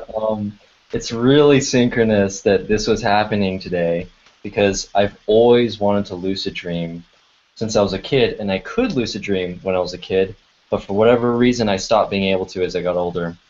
And recently, I've been going through like some tough challenges, and more than ever, I've been wanting to like feel like free of my flesh body, like astral travel. And so I actually I ordered some lucid dreaming tea from like Amazon, and but I haven't been like very emotionally or mentally stable, so I just waited to take it. And I actually just started lucid dreaming. And last night, or this morning really, I had 5 lucid dreams in a row. This has never ever happened for me in my entire life. I've had like every once in a while, like a really potent lucid dream, like every once in a while, so that I know what people are talking about. But I really can't do it on demand. I've tried meditation, astral travel, so many things, and I just bought this tea, didn't drink it, put it above my bed, and I started lucid dreaming 5 in a row. I'm so happy about it, and it's so cool that this happened to me today when you were hosting this thing. So, yeah, if you want to hear more, I'll share, but yeah, so, yeah, it's awesome. Crazy synchronicity. Cool. Yeah, I was gonna say, man, what tea were you sharing there? And sorry to the Facebook feed, I know you guys did the audio. So this is called, it's by Anna Mundi, and you can find it on Amazon. I've always looked for lucid dream teas on Amazon, but they haven't really been available, and this just came out. They just started offering their tea on Amazon. So it's called Anna Mundi, and I'll post a link here so that like after the event, so like everyone can see it. And it's just like $20, and it's got ashwagandha and blue lotus are probably the most potent things in it, which are said to give you lucid dreams, just like by drinking or smoking. You can also smoke these herbs, but they're typically made into a tea, and yeah, it's totally legal. All this stuff is totally legal. That's the other cool thing. But yeah. Cool. Yeah, man, that's like definitely you can share a link for that, and we'll post. Cool. Yeah. I was gonna say though, did you want to tell us a little bit more about your experience with the lucid dreaming, and kind of maybe anything you learned, anything that just kind of blew your mind, or? Yeah, I would love to. Okay, go ahead, man. So, share your stories. Basically, I always dream, actually. I always usually have quite vivid dreams. And I'm also part of this community called Hucolo, or humancolony.org. And we all kind of dream together about the same things, about being on these spaceships with these other aliens, like all together as like a family. And I often have dreams of this, and I always remember. But I'm never like, unless I go over it in my mind the next morning, I could forget, and I'm not aware that I'm dreaming.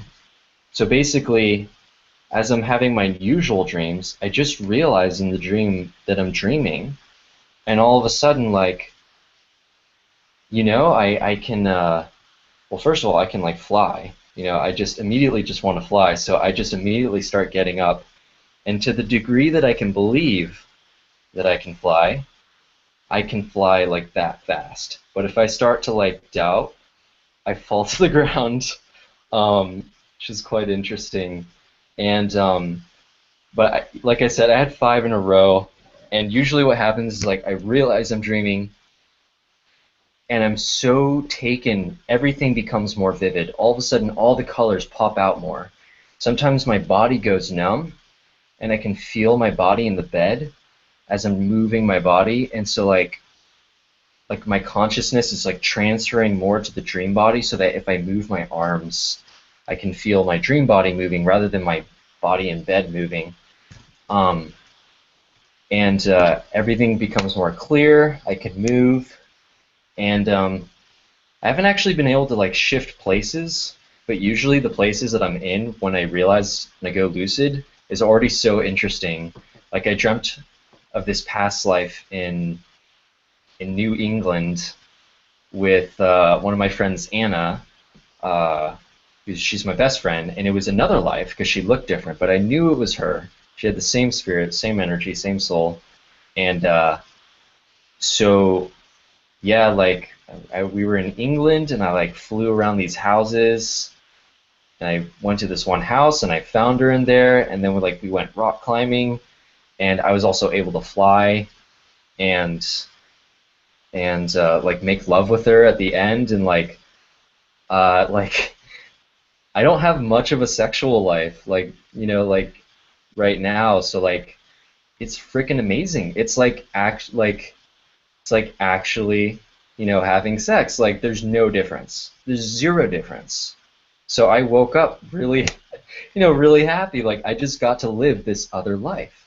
That's what it's like. If you're not like happy with your life and you have this awesome lucid dream, you'll wake up really happy. You'll wake up like, you know what, this is okay because there's another life that I get to live, and it's awesome. Um, but I haven't been able to do it until like recently. I recently had a couple lucid dreams, but then this morning I woke up, and it always happens in the morning. I sleep in, I wake up, go to the bathroom, come back, and then I go into my sleep really light, and I just became lucid, and it happened 5 times in a row. Like, it was just so awesome. And I really wish for everyone to have a lucid dream experience and to be able to do it on demand, because I've heard that you can do that. So, yeah.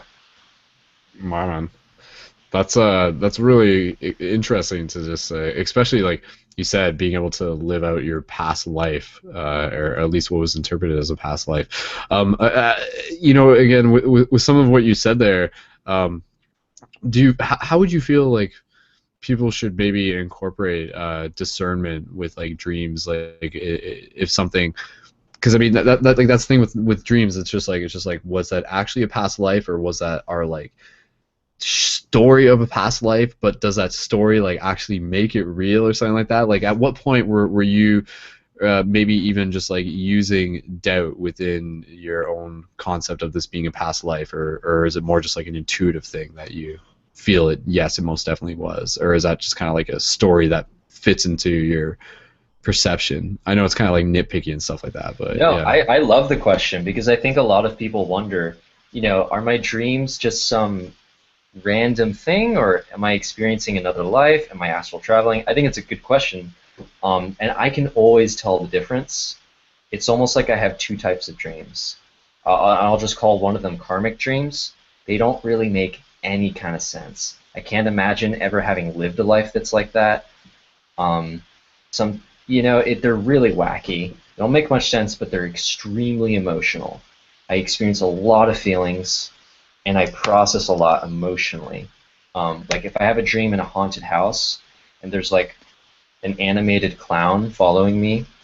I mean, I'm freaked out, and then my parents are at the top, and I'm calling to them, but they can't hear me, and I'm like crying, and then I wake up crying because my parents couldn't hear me. It's so obvious that I'm like processing like emotional, you know, feelings and pain and experience, and so like that's another great part of dreams is that we can process things that we didn't, in our waking life consciously. We can process them subconsciously in our dreams.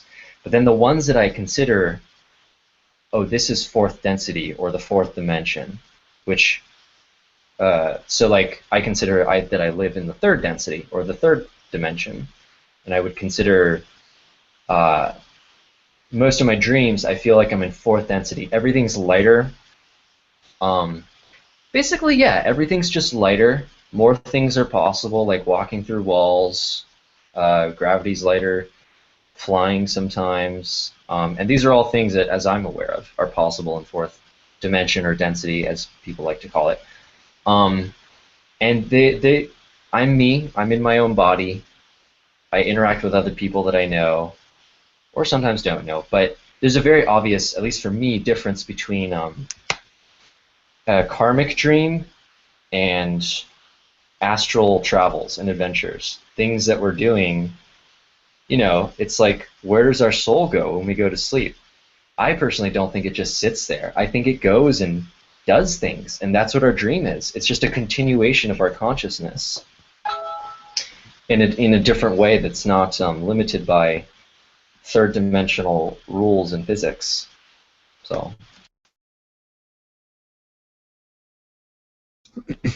Yeah, for sure, man. And that idea like really fascinates me. I mean, just kind of putting it into words and in a way that just kind of like makes more sense perhaps for some people. But the idea that literally, right, like when we dream, our soul is still living. Like it is living. It is having an experience in the same way, like a tree grows if it's just there, like an organism moves and stuff like that. Like the soul, everything keeps moving and everything like that. The soul will keep moving, so it goes places, and it has.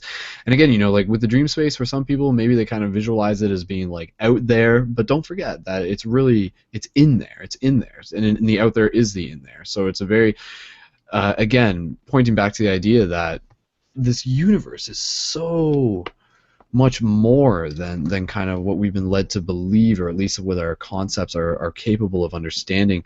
But understanding that within ourselves, like even through meditation, through other altered states of consciousness, we can access like gateways and portals and experiences and realms like of this multi-dimensional reality. And again, like obviously recognizing that yes, we have like this density which we can refer to as a third, and then the dream space which we can either refer to as like the fourth, or just relative something higher.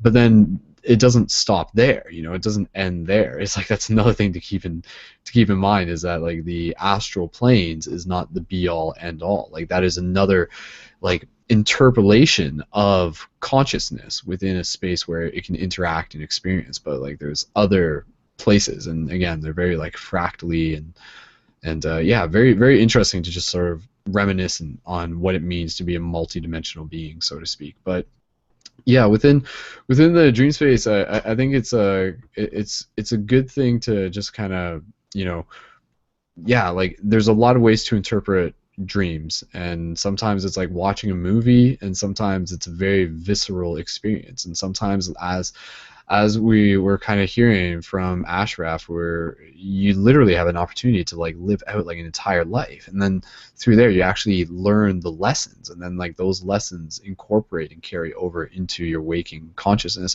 as much as you kind of choose for them to be. And sometimes maybe even if you don't choose, it'll still be a subtle thing. And again, like that's the idea, is that it's an interesting concept to think that, as I was referring to, we want to become better students of this school, of these teachings, and one of the ways is to pay attention within our dreams. But even if we don't remember our dreams, or we may not be paying attention to our dreams, it's still, like from my perspective, makes sense to think that the dreams are still doing something to our soul. Like there's still something that is going on. There's still like some sort of evolution or experience that is being gained through the soul. But obviously, what happens when we turn that into a mindful practice? What happens when we bring intention into that?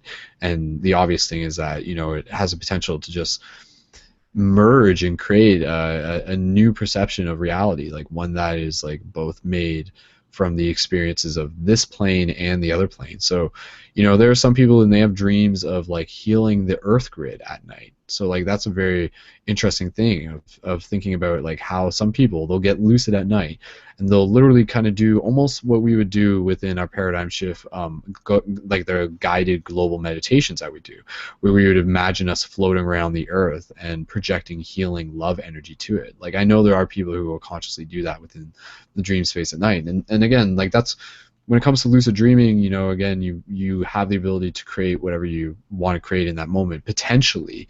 So for some people, they'll definitely go through the experiences of like using it for adventure, using it for flying, using it for having like sexual experiences, and that's all like fun and games and everything, and it's still important. Though let's open up to the idea of what happens if we can become conscious and lucid enough within our dream, and more of us start actually saying, hey, okay, like let's go heal the earth grid tonight, like let's go like encode energy into it, let's like start manifesting, let's start creating things within the dream space that are literally going to kind of like bleed into or merge into this reality in some ways. So we can think of the dream space as kind of like a prelude to this reality. So if we want to create something within this reality, let's start creating it within our dreams. And again, that's not just within our dreams, it's also within our meditations, within our imaginations, and going back to the simple idea of the power of visualization as well. So yeah, there's definitely a lot of stuff on dreams. I was going to say, Maria, was there anything you might want to just like add into what we were talking about there? I saw you comment in the chat as well, so if you would like. But yeah, I really, I'm glad, Ashraf, you got to join in. It was really exciting just to hear from someone who's been lucid, because definitely, like, from the lucid experiences I've had, and the most recent one, like, wasn't too long ago. But yeah, or sorry, it was a while ago. Like, I don't honestly like remember what the most recent lucid dreaming experience I had was. But every time that you do, again, especially for people who haven't had a lucid dreaming experience yet, having that first lucid dreaming experience can be a completely reality shifting thing for them, because at that point they're just like, holy shit, like there is another experience to this reality. I am experiencing things and I know I'm not in my physical body, yet I'm still experiencing things. Like, how this is magic, you know, that's dreams are magic if you're thinking about it from that perspective, so to speak. But yeah, like as more people continue to have a lucid dream experience, because I think everyone can have them, and as more people begin to have them and just vivid dreams in general and developing that connection, it's going to change the world. And definitely for those of us who you know, for all the shifters out there, people who are intentionally helping shift consciousness, definitely like ask yourself what relationship you want to develop with your dream space, because you can kind of approach it from a very altruistic point of view. It's no longer just becomes about you. You're actually developing discipline and practicing your dream space so that you can help others.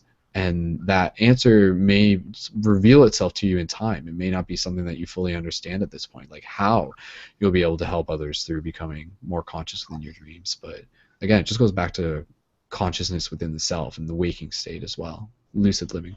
Maria, go ahead if you'd like to jump in with anything. Sure. I don't think I've necessarily lucid dreamed, but I have had experiences where I'm doing energy work in my dreams and feeling a lot of vibration and sound in the dream. And then when I'm waking up, and then when I am awake, fully awake, I experience that vibration and that sound, that whoom, whoom sound and energy filling my bedroom space. So I don't know what that is. It just seems like a really intense carryover. I don't think it's lucid, but I'm really excited to explore that. It's something I've wanted to do for a while, and you know, all the little techniques haven't really been doing it. So I'm wondering if I just need to get a bag of that tea and stick it above my bed. Yeah, I think what did it was just thinking about. It was just having the tea there. I saw it every night. It just stuck into my subconscious, and I know what you're talking about. That feeling, like if you're about to go into a dream or you're just coming out of one. That, at least for me, it's like a slow vibration, almost like a sound. It's like boom, and my body is in a different like state of being, and I think it's like. It's just it's like I think our body goes into a different mode when we sleep. And yeah, it's just like we're just feeling like the transition from a higher frequency to a lower, more dense one. Not necessarily lesser frequency, but just more dense. Things are more physical. Um, so yeah.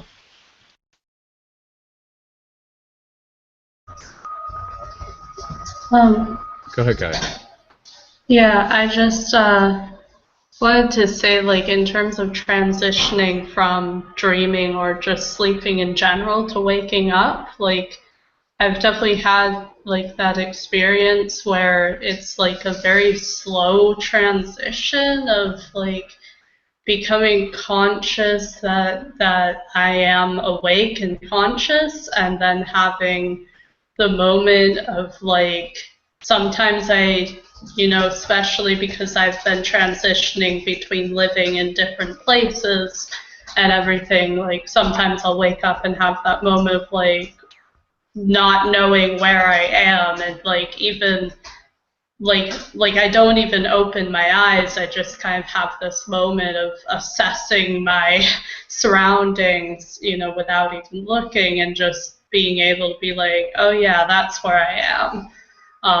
But in any case, I do have my 8 a.m. exam, so I need to get off soon and wanted to, have my closing comments and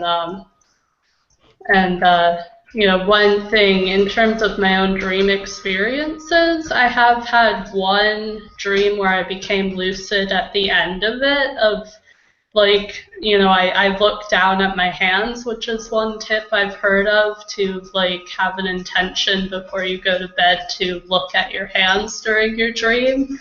And so I actually succeeded in that once, and I left the dream very soon afterwards, but like I did have that experience. And then another experience I've had with dreaming is I think there was an earthquake in Japan in like, I want to say 2011 or something, and I actually had an end of the world dream like right around that time, which was very interesting. But yeah, so anyway, I do need to go to bed, but want to have my last piece in. Awesome. Thanks so much, Kaya. I really appreciate you sharing with the class. And your story, again, was amazing from earlier. So you're My inspired to write friend more. who's with me just confirmed it was 2011. So I have that right. Cool, cool, awesome. Yeah, I was just gonna say again, for Kaya, for anyone, if you're inspired to write more poems inspired by dreams or your individual dreams and stories, please feel free to do that, and we can come back and share them again next week. So I think that would actually be a nice little mini assignment that we can take on for ourselves to create like a little mini poem based on our dreams. So cool. Again, just by saying like, hey universe, I'm going to do that, then the universe is going to be like, what? We're writing a dream? Oh cool. Like I'm going to send you some awesome dream. So because again, we don't know, like I think it literally is more literal than we realize in terms of our intentions and communications with dreams. So cool. Kaya, thanks again for joining us here. Look forward to hanging out again. So awesome. Oh, and she's got her love pillow. Cool. Okay, bye, Kaya. Good luck with your exam. Cool. Okay, guys. So as it is, it's about 11:20. I want to be able to get into wrapping up the episode soon enough, and we'll just kind of finish with a short meditation. Though honestly, it won't be too long of one. Just in terms of a couple tips, in the future we'll talk more about it, but getting into reality checks and how to become lucid. So I mean, within this class, we've kind of talked a little bit about an overview of what dreams are, understanding that we're multidimensional beings, understanding that dreams create, understanding like a little bit about like what lucidity means and personal experiences and how dreams can how we can access and be seeing information from beyond the present moment within our dreams. And again, in terms of being able to achieve lucidity, there's different ways of related to reality checks, and part of it is also with meditation. And even a simple one for some people could be just trying to well, I was gonna say like writing it down and doing like waking up and taking naps in the afternoon is definitely an opportunity to become lucid.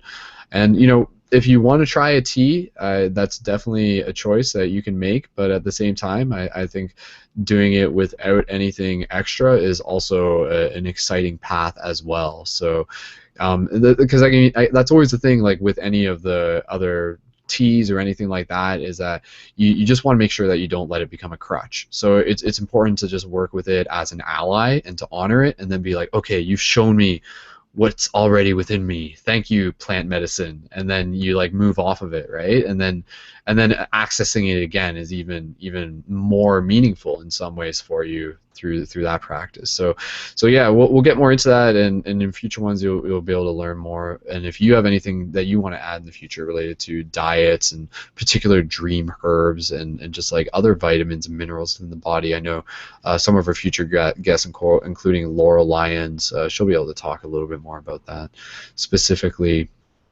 But yeah, like there's a lot more. There's definitely a lot more to be able to talk about dreams. Even just related to the flying stuff. Go back and look at the Peter Pan movies, because I think that was teaching us a lot about dreams and teaching us that if you think you can fly, you can fly. And even what Ashraf was saying earlier within his dreams, it's a very interesting topic of how if you notice that when you doubt yourself in your dream, like it actually will affect your ability to fly. So it's an opportunity for us to fully be present in an idea. So within dreams, again, it's not so much sometimes it's not so much thinking about like trying to fly as much as it is letting go of your concept that gravity even exists. Because if you're flying and then you start to like have this fear of falling, it's actually kind of disguised as it's actually another concept of like your concept of gravity bringing itself into your just like interpretation of reality at that present moment. But instead, if you can just be like, no, like like gravity, like I again, kind of like what Asher said, that even if you have like one moment of doubt or one in the like little part of you that kind of doubts it, then you'll actually be able to notice that concept. So again, if it helps with you, try thinking about how gravity isn't real within the dream. Gravity isn't there. So when you're doing a waking reality check, and this is an example of reality check, is you can actually do this. So a reality check that you can do is to practice jumping within the waking state.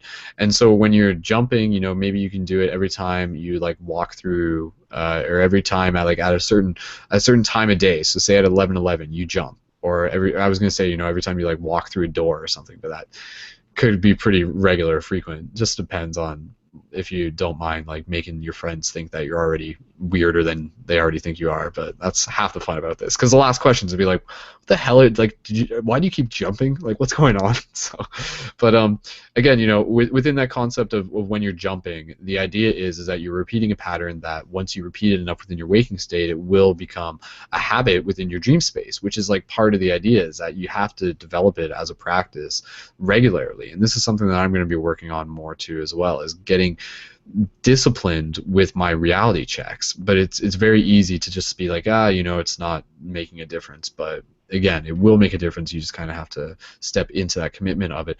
But what I was going to say is that in relation to the flying and doing a reality check by jumping, when you're jumping, don't just jump with the intention of like seeing whether or not you'll like to see whether or not you'll fall back down within that present moment. Because it's not like you're checking to be like, there's a subtle difference between saying, okay, I'm gonna jump to make sure that like I'm or sorry, okay, I'm kind of getting stumbled on my words here, but I was just going to say there's a subtle difference between jumping with the intention of flying and jumping with the intention of seeing whether or not you'll fall back down.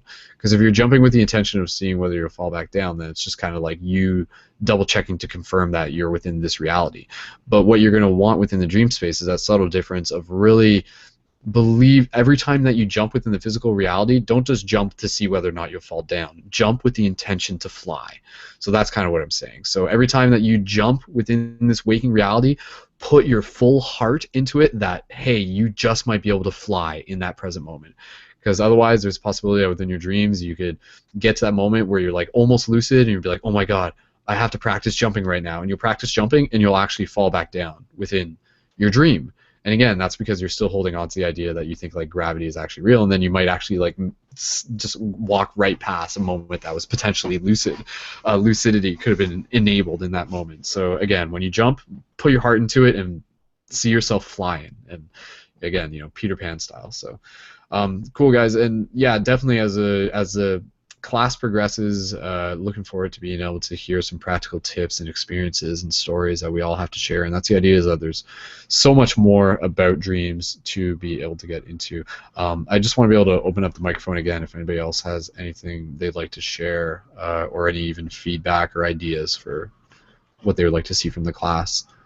Steve-O, your mic is open. Did you want to say something? Go ahead. You're muted still right now, even though it says you're not muted, so we can't hear you actually. Your mic is real quiet. Yeah, it was real quiet before. It was actually, but not, right now it's actually not coming through at all. So I'm not sure. Sorry, Steve. If you want to type a comment into the chat, please feel free to do that. If you want to just type like a few sentences. Then I'll just read it out loud. But again, just opening up the mic. Ashraf, any thoughts? Anything else that you just want to share? Practical tips and tricks for people, maybe? Yeah, I wanted to say, I mean, with what you were saying, that's how I had my first lucid dream, was by jumping. I woke up in my bed. I had to go to the bathroom. So and it was dark, you know, so I went to the bathroom, and then I couldn't turn the lights on. They weren't working. I was like, oh, what's going on? So I start running, and as I'm running, I start going higher than I'm supposed to, and I realize, oh my God, I'm dreaming. That's how I had my first lucid dream. So it can totally work. And then that actually turned out to be a dream within a dream. I woke up thinking, oh, thank God I'm out. And it was actually a second level of the same dream. It was really trippy. Oh, that's awesome. Yeah, and again, you know, like dream levels, that's one thing that we didn't even talk about yet. But yeah, you can see. So the fact that dreams are possible within dreams, this kind of relates back to, again, this fractal nature of reality, things fitting inside other things, dimensions within dimensions, as above, so below. So we literally see that within dreams. Sherman just had to head out, so thanks again to Sherman for swinging in. And yeah. Cool, guys. I'm just kind of taking a moment here to think about anything else that we might have overlooked that's obvious. Yeah, you know, again, just really encouraging you guys to take, to put intention towards paying attention towards your dreams and doing it from an altruistic point of view. Do it to access new experiences for yourself, but do it as sort of like an act of self-love for yourself and others as well. So. Yeah, with that said, I think we'll just kind of finish off with a short meditation, and this will just be a simple visualization of the tree, and we're just kind of like going to visualize it from a distance, and then we'll like continue the meditation within our dream space, basically. So, but before we do that, though, again, does anybody else have anything else that they want to share? I know Gary is in here, but Gary's microphone doesn't work, I don't think. So, but I mean, Ashraf, if you got more to say, then by all means, man, feel free. Yeah, I wanted to mention. I'll post the link. There's a video by Bashar, who's a being channeled by Daryl Anka, and he gives a really cool way to lucid dream, which is basically you take a mirror, you take an object that really represents you, and then you take an object that really doesn't represent you, the exact opposite of who you are, and put those two objects right next to each other in front of this mirror, and then you take a post-it note and write, "I am dreaming," on the mirror, and then you do a meditation with that. You just sit and look at it every day, and you know, and so apparently that can really work. So writing post-it notes, but that mirror technique, and I'll put the links for Bashar. He always talks about lucid dreaming. They talk about how their civilization, the Sasani, actually, the way they transitioned in spiritual densities, like from third to fourth, was through waking up, realizing that reality is a dream itself. And they started waking up in their dreams collectively, and then all of a sudden, they started lucid dreaming in reality, and they couldn't tell the difference between waking reality and sleeping reality, and that's how they ascended. So it's a cool little anecdote, and I'll post links for that because it's really awesome. That's awesome, man. That sounds really interesting. Yeah, there's so much more to get into, and again, we didn't even. I briefly mentioned to it earlier, the theoretical concept of the role DMT plays within dreaming, and even just kind of how that correlates within a little bit about that story that you were talking about there. But again, DMT theoretically, based on what you sort of interpret based on your own understanding of things. But yeah, DMT is a chemical that's released during birth, during death, and during dreams. And obviously, people can experience DMT as something that you would do for a psychedelic experience, but it's important to recognize the possibility that it is there and it is present, and understanding the potential of it and what's actually happening. But again, it's just kind of opening up some very interesting doors of perception related to parts of the universe that we are still exploring as we speak. So very cool. So again, this body is like a vehicle. It's like a spaceship. It's like a launch pad, and every night we can get very excited about going into sleep. We can do it mindfully, and we can kind of go through with visualization practices as we fall asleep. And again, I want to be able to give you guys some simple meditations in the future that we'll be able to practice doing group visualization, and also incorporated activities of group co-creation within a meditation. So it would be like a shared meditation, interactive imagination co-creation. So say that 11 times fast. Anyways, cool. Okay, again, just if there's anybody else who wanted to share anything before we just jump into the meditation, then we'll wrap up the show after that. Gary's mic doesn't work, but he's saying in the side, astral projection with eyes open is a fun toy of the mind. I close my eyes. I see another reality sometimes, and a heads-up display with sweet laser lines or whatever else I decide to make. So that's really interesting. That's really cool. Gary's got some very visual-based concepts in terms of how he experiences reality, and I'm really looking forward to, again, with this class, being able to learn from each other, being able to learn about how each of us interacts with our dream space. And Gary's sort of alluding to this idea of kind of incorporating technology into the dream space, augmented technology. Spiritual cybernetics is a term that he's using. So you sort of create a concept within your imagination, within the dream space, and then you can reapply it, and it'll actually sort of serve a purpose. You could create a device that teleports you to specific parts within the dream space. You could actually start building technologies and tools.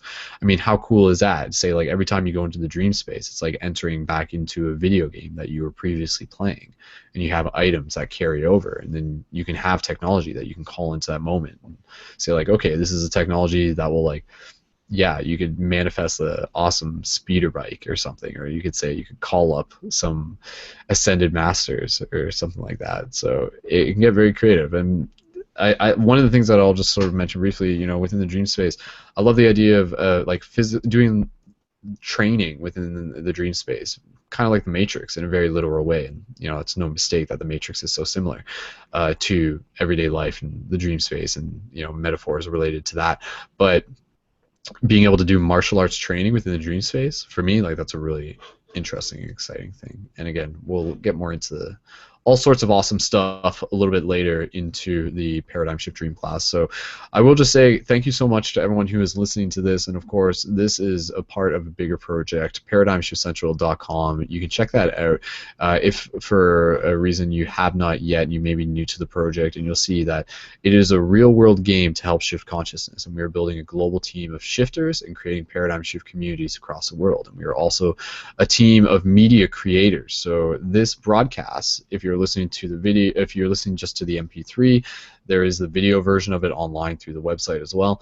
But this is a form of us documenting the shift in consciousness. So this is the first class of many, but each one will be us co-creating and documenting and, you know, sharing stories. And that's the thing, like down the road, we're going to be having stories to sell and stories to tell, using the space as a story to tell about things that we are experiencing within the astral that could be bring back some very interesting messages. And I think it will give us a chance to kind of expand our place within the larger galactic civilization of this universe, not just this class, but as all of us continue to access our dreams in a more conscious level. So we can get a little bit, yeah, so just going back, Gary was saying mind is a computer and holographic projector coded by thoughts. So yeah, exactly.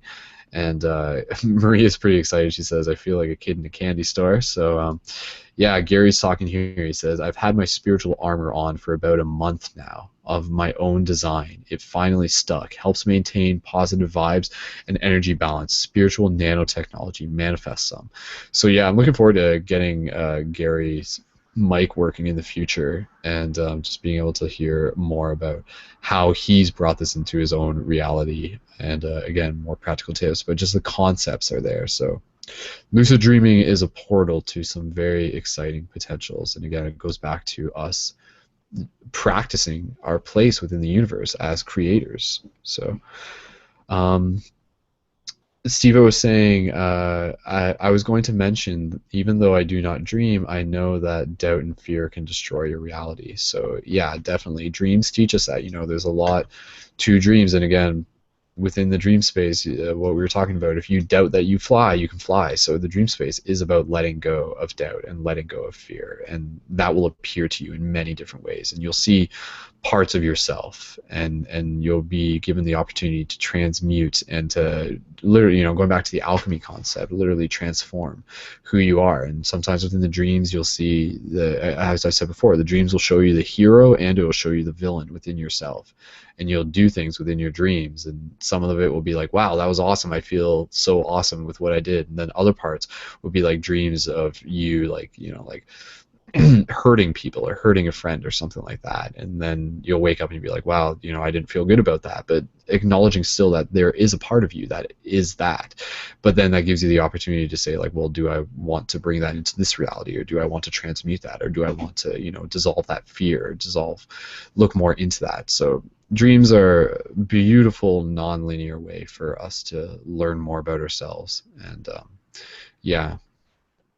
So with that said, we'll get into a short meditation, and then yeah, it won't be too long. Again, I just gotta go downstairs and take care of my dog and everything like that. But I will say, before we get into the meditation, before this broadcast wraps up, that if people are new to the community, that you can create a profile and join the team and get involved with future team building hangouts there. Subscribe for the newsletter. If you are subscribed to the newsletter, just keep an eye open, because it will usually show up in your spam inbox. Usually the return rate on those emails is can be quite minimal, and a big part of that is just because most of them are landing in people's spam box. So you'll see emails with new updates related to upcoming classes and any particular updates. So again, you can subscribe to that through the main website, and of course like us on Facebook at facebook.com/Paradigm Shift Central, and go to, as a bonus, to get updates of quest journals and central news and articles through the main from the main website through your Facebook. Go to facebook.com Paradigm Shift Central LiveNet, and I'll post a link for that as well, and that'll give you automatic notifications within Facebook about new posts happening through the community. And again, this is an opportunity, this project is created as an opportunity for us to be able to co-create conscious media and also to be able to feature your content that you're creating, and there's a lot more to it. And if you're listening to the show and you enjoy the show, also you're invited to sign up for the monthly support squad, and that's how you get the Shifter Booster Kit, and you can find more of that through the Patreon at patreon.com/Brendan Colton. And again, links for that will be in the show notes as well. And with what's coming up in the future, there will be another team building hangout this Thursday, so that will actually be on the Thursday, May 5th, one day after May the 4th. Let's keep in mind that tomorrow's International Star Wars Day, if you want to call it that. So shout out an early May the 4th be with you guys. And then after that, the dream class won't be until a week after that, and in between that we'll also be having Destiny School coming up, and the topic for Destiny School will be about meditation, so you can sort of prepare some notes on that as well and join us for that recording and help us. You can sort of bring like a mini presentation about meditation if you want into that broadcast, in the same way that we can do that within the dream class. You can sort of bring mini concepts and teachings about dreams and anything that you want to share, and share it with the class and help us with these recordings. So I will just say there's a new player has joined the game, and I just want to give a shout out. So shout out to G-Ride. Thanks for joining in, man. We're getting close to the end, but we still have time to pass the mic around a little bit more. G-Ride, did you want to just test your mic, say hello, and is there anything about dreams that maybe you want to talk about, or why you're interested in dreams, or any practical tips? Yeah, can you guys hear me okay? Can you hear me? Yeah, it sounds okay. Go ahead. Okay, awesome. Yeah, I guess G-Ride's my other account, but I'm actually my main account is the Metaphysical Adventurer. So, a little bit about me. Whenever I sleep, I lucid dream. Back in the day, I used to dream all the time and control it. Now, 80% of the time, but I keep an active dream journal.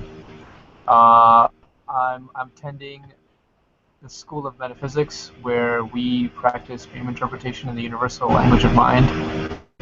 So I'm teaching an introduction to dream interpretation course there. So I'm pretty much knee-deep in dreams. Currently researching Edgar Cayce, reading a book called Edgar Cayce on Dreams. This dude knew everything to do on dreams. It was really cool. So yeah, thanks for giving me this spotlight, Brandon. Awesome. If you guys want to check out more about me, it's 777 Adventures.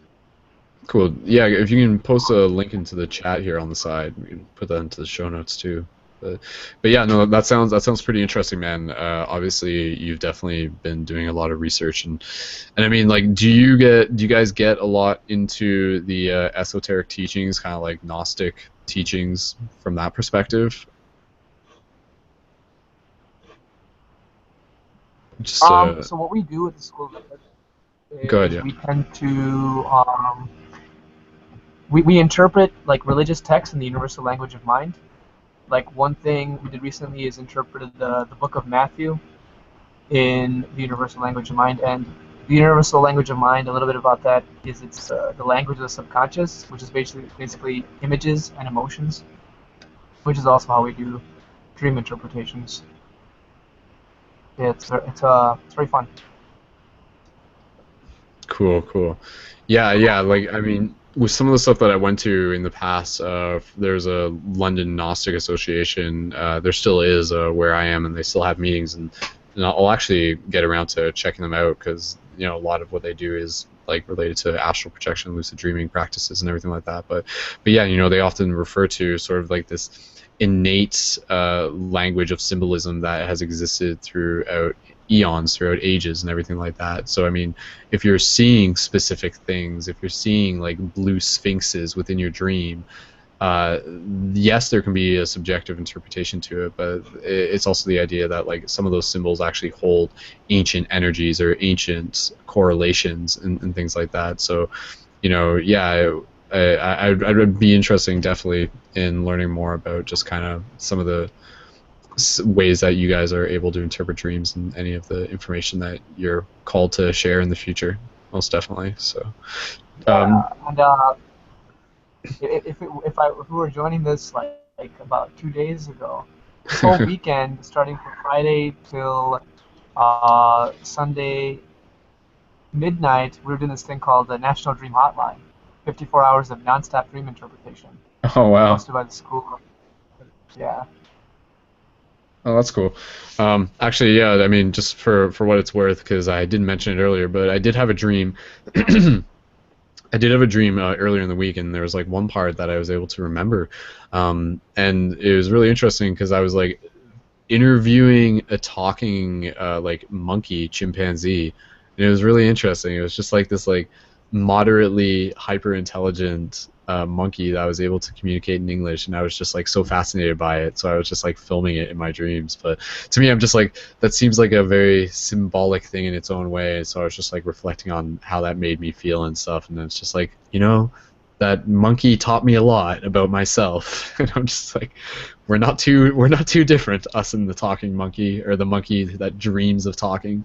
Because it's sort of like, I even remember the monkey was just like really happy to be able to do it. It was just like, oh, like I've been wanting to communicate with you for so long, and this language thing, it's so beautiful. Like, I can't believe you guys do this all the time, and like, wow, this is really exciting. And yeah, it was actually like really cute. It was kind of cool. So I don't know, does anybody have any thoughts or up in the air interpretations? Or Maybe another monkey was dreaming, and you guys were like talking.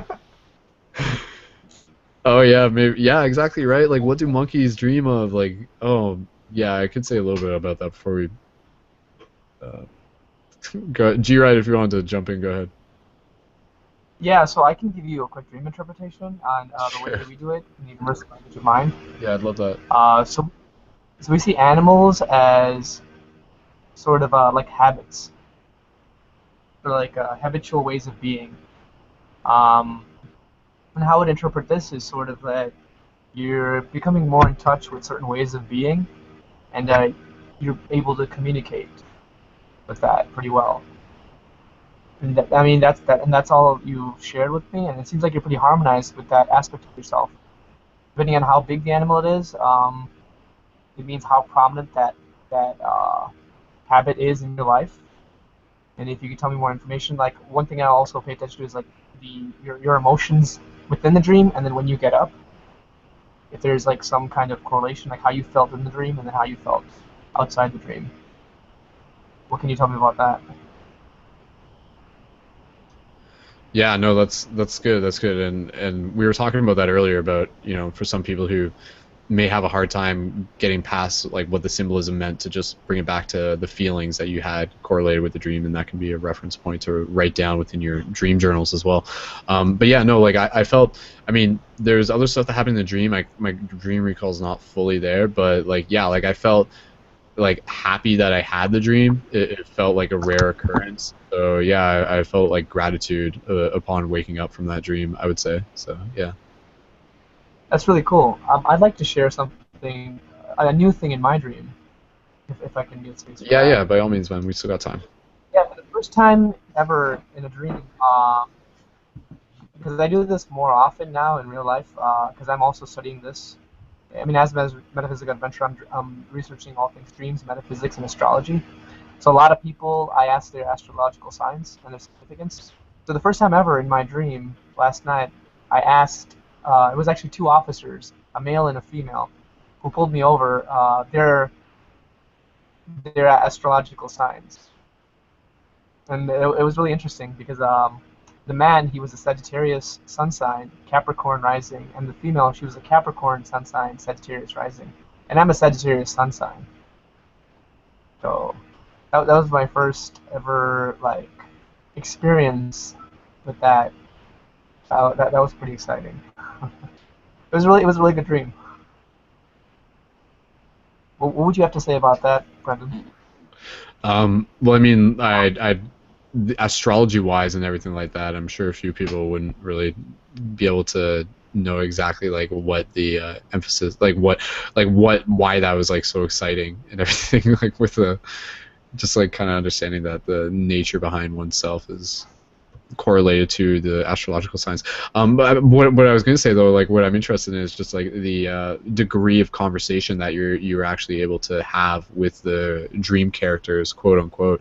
I'd just be kind of curious as to your thoughts of like what are some things people should keep in mind when we're interacting with dream characters within the dream. I mean, obvious things are just like, again, everything is a reflection of you, everything is a reflection of yourself, and everything like that. But sometimes I feel it's interesting when and there's that idea that yes, sometimes that is like a reflection of you, but is there the opportunity for you to communicate with other parts that aren't as like literally a connection of you, but are actually like their own intelligence or their own intelligent entity that is interacting with you within the dream space? Sometimes it's you, but is it possible for sometimes for it to be its own intelligent entity within the dream space? If that, G-Ride, if you had any thoughts on that, or Yes, it's definitely possible. Like every dream is about the dreamer. Every person, place, or thing is some kind of aspect of the dreamer, and dreams are usually an assimilation of experience you've had 24 to 48 hours prior to having the dream experience. And dreams are usually a reflection of the waking state of mind you have. So if you're a very imaginative type of person, you tend to have more imaginative elements in your dreams. If you're just like an office worker or something, then you pretty much will have a dream that's related to like office material. It's just how the dream will communicate with you. And sometimes you can also meet certain, it's called the visitation dream. I'm researching more about that. And really, you just have to play it by your feelings. Like if someone's deceased, they could, and you think about them, they could sometimes visit you. There could be other entities, like you could say other interdimensional things, because you're sort of, and you might have more experience on this, Brendan, because I have never been able to like consciously astral project, but I could lucid dream like so simply. So it's really interesting what kind of abilities become active in this perspective, and then everything else is what I see, what I understand from the school of metaphysics. It's a process of building up that discipline, that mental discipline, through concentration, focus, attention, and just visualization. Yeah, definitely. Yeah, you're right. Like the thing with dreams that is so interesting is that everybody has like their own personal relationship to the dream space. Like you said, kind of some of us come in with like abilities already unlocked, and it's interesting to think that how much of a role did that play within our past lives? Is that something where perhaps in a previous life we had already reached a point where we were having lucidity and everything like that, and then within the next life it just kind of carried over and stuff. But at the same time, I think it's totally cool and awesome to like have gratitude with wherever you are at on your journey, understanding that it's the challenges that give you the opportunity to learn. And so it's easy for people to be like, oh, I wish I lucid dream all the time. But if that was the case, then perhaps you wouldn't go through the process of developing the willpower that is part of like the drive and the motivation towards your betterment, towards your transformation, towards you becoming like more of the golden elf, the golden self that you can be. So I mean, for those who fall in love with the idea of becoming more conscious in the dreams, that can be a huge governing factor that can transform your entire reality through your habits and through your discipline. So, I mean, yeah, it's kind of obvious like why so much of society doesn't really pay any attention to dreams, and it's because oftentimes like it's something that requires a little bit of extra attention. Otherwise, it's just very easy to write it off as being like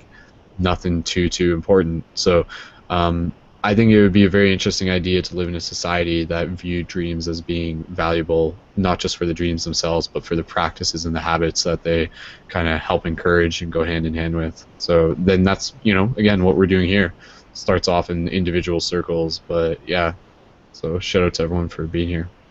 I don't know if anybody else has any thoughts or anything. Or G-Ride, if you want to bounce off that, go for it. Yeah, absolutely. For everyone wanting to go deeper into the dreams, a lot of it depends on what you give your attention to.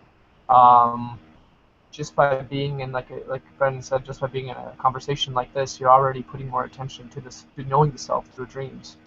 So another way you can remember your dreams is, before you go to bed, just clear your mind, and when you're meditating, just really focus on how much you appreciate the dreams you have and more of the abilities you want to achieve, and really focus on the purpose of it, because how I feel, the subconscious mind, it's a lot older and wiser than the conscious mind. The conscious mind just wants to have experiences just because it's fun. But when you start working on activities more purposefully, your subconscious will see that you're in alignment with what your highest purpose is, and then will sort of give you abilities like that. I mean, the way I'm understanding this, you activate certain experiences for your abilities when you reach a certain level of discipline, which is when you can communicate, when you can understand the subconscious communications. And your subconscious is always communicating with you, even when waking life. I mean, when I embody the metaphysical adventure, like when I'm waking state, everything is like a dream. I mean, even this conversation is sort of like a dream, And in a dream, I see things as just aspects of myself. So I'm always in a state of, hey, what more can I learn, So if people can adopt that perspective in life, instead of being afraid of it, a lot of times your emotions will tell you what can guide you. Like when you feel that certain, just something within you is saying, oh man, I don't know how to feel, then it's time to really listen. Not think up here, but bring it down here and see where in your body you feel that way, and maybe even communicating that. Like sometimes when I'm with I have a potential to speak with a really attractive girl, I feel this weird pit in my stomach, and I'm like, oh man, I gotta get out of here, or I got all these excuses, I got all these places to be, and normally I would just go and not have the conversation or something. But now what I do is I literally just go there and tell them how I feel, because that's what I would do in a dream. I'd just be like, I don't know what's happening, but I feel this way. What do you have to share about it? And usually that ends up having a really good conversation and a really good connection, and it ends up usually being someone really intuitive, because I made the intention recently to connect with more intuitive people. And really, I think the beauty in this existence is you can get pretty much anything that you put your mind to, that you desire. So find out, I mean, what I would say is asking the right question will lead to the right answer. So if you're not getting experiences, maybe you're not very clear on the purpose of why you want that experience, or if you're asking a certain question, you're not very clear on exactly why you're specifically asking that question. So writing out your thoughts a lot can help you clear your mind. That's one thing I've been practicing, called stream of consciousness, where you just open up a page and just write down whatever's in your head, and then you can sort of just examine it afterwards. But basically, yeah, focus, concentration, visualization, all those activities. Yeah. Yeah, that brings up some very good reminders and stuff I think we probably kind of glanced over a bit earlier that deserves a little bit more attention. But, like definitely, I mean, the writing down your dreams is obviously like something that like more people should need to just be able to. It's something. Sorry, I was thinking about two things at once there, and I think I actually forgot what I was going to say. Yeah, sorry, half forget. But what I was going to say though, one of the things is that okay, yeah, this is what I was going to say. Yeah. So yes, writing down your dreams, that's very important and everything. But yeah, I think it's important to simultaneously with your dream recall practice and if your intention is to remember your dreams better and eventually lucid dream, again, because it's kind of, you can't just go from like not remembering your dreams right into lucid dreaming. I mean, yes, you want to get there eventually, but step one is just to be able to remember your dreams in the first place. And so I think even from there, you may start remembering your dreams, but if people find that their dreams are sort of like mundane and everything like that, if you dream about being at work and stuff, then that can be a sign for you to practice, as you said, clearing your mind. Sorry, I'm just going to mute your mic just for a second, just for the feedback. But yeah, it's just clearing your mind is a very important thing within the work towards being able to remember your dreams a little bit more, because obviously if you go to sleep with a heavy mind and you're thinking and you're stressing and you're worrying and you got like all this stuff on that is going through you, then that is most likely going to lead into your dream state. So yes, like part of what creates the opportunity for potent dreams is kind of when you go in with a blank, not just a blank slate, but you go in with like a calmness and a zenness. So do yoga, go for walks in the park, practice just like breathing out in nature and everything like that. And then when it's time to go to sleep, even go to sleep like very consciously, like go to sleep paying attention to your breathing. Like that is like a very simple way to do things. And we can talk about this more later, but you get into the idea of like wake induced lucid dreaming, where you want to keep your body awake, or sorry, you want to keep your mind awake as your body falls asleep. So I mean, a simple tip is that if you do this and you're noticing that you're trying to maintain mindfulness as you're falling asleep and your body's going to send you an itch at some point, the trick for that is to not scratch it, because as soon as you scratch it, that's your body confirming that your mind is still awake, and then it won't put you to sleep. Whereas if you don't respond to a scratch that you feel that you have as you're falling asleep, then that creates this this change in the transmission where the body believes that the mind is asleep, and then it will put the body to sleep, and then the mind is actually staying awake. So it's like this little like fail-safe mechanism that kind of the body naturally does when it goes to sleep, and we can actually use that to our advantage to be able to go to sleep with a particular intention or idea. And even G-Ride, I know it's not your name, sorry, I just forget, but again, writing down questions before going to sleep is definitely something you can do. Writing down questions, writing down intentions, even just literally writing down "I will lucid dream" or "I will remember my dreams" can have a difference. And people sort of overlook the magic that writing things down actually has, not just related to dreams, but literally to encode things into the matrix and to manifest within this reality. So I mean, writing down intentions about this waking state, journaling is such a magical thing in itself. There's something very, very potent that happens when we write things down that I think a lot of people overlook. But when you at least know that there is something potent there, you can begin to understand why writing things down before you go to sleep can actually have an effect. Like it literally, this is part of like the esoteric sciences. You have to sort of think outside the box. You have to sort of think a little non-local and metaphysical. But yes, like part of the cause and effect is part of the idea. It will involve writing it down at some point. So all sorts of, again, when it comes to learning about lucid dreaming, we're kind of exploring and also creating a rule book or a player's manual for something as we are still figuring it out. So yeah, Ashraf, I know you got a comment, so I'm going to let you jump in with that, and then I was also going to read what Gary wrote in the chat. So Ashraf, go ahead, dude. Yeah, just wanted to quickly say the number one thing that has helped me the most is, and I know some people don't enjoy journaling. I don't enjoy journaling, so when I wake up, I don't get up. I just take my iPhone, and it's got a little voice memo app, and like every smartphone has one. Just do a quick little voice memo, say like the 5 most important things about the dream, just keywords that'll help you remember this, and it only takes a minute. Massively will help you remember your dreams. It's the number one thing that has helped me. I don't even journal anymore. I just do a quick little voice memo. I'll either run through the entire dream or just say a couple keywords, and it helps massively.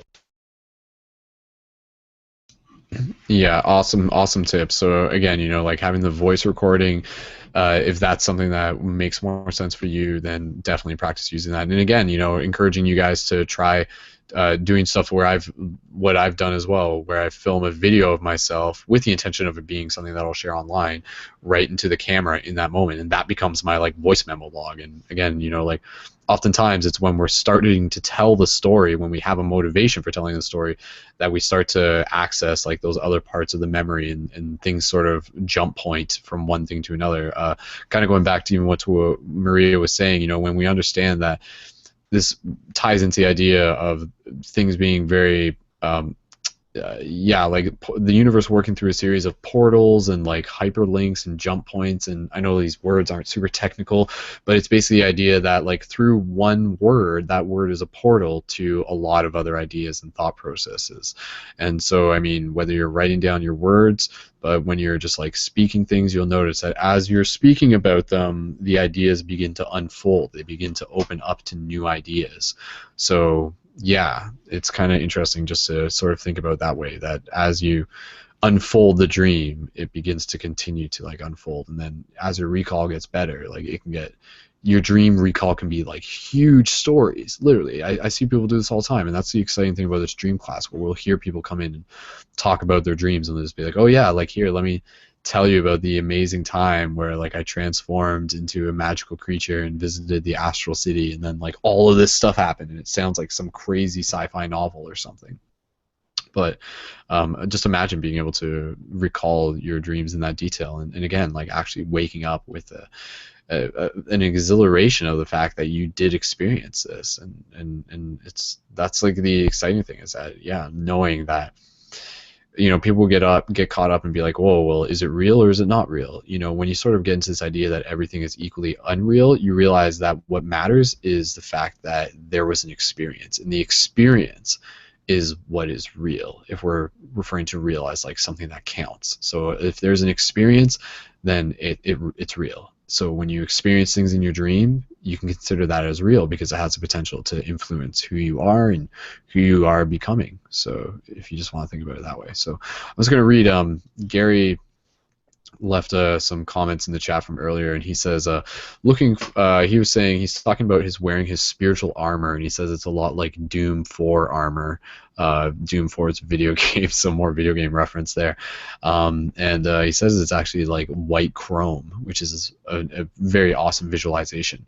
And then next he said, imagination, imagined, one word, nation, imagination, a realm of freedom from the modern society. Log in, hack the matrix to your will, be the guru, and fly off on your magic carpet into a better now and future.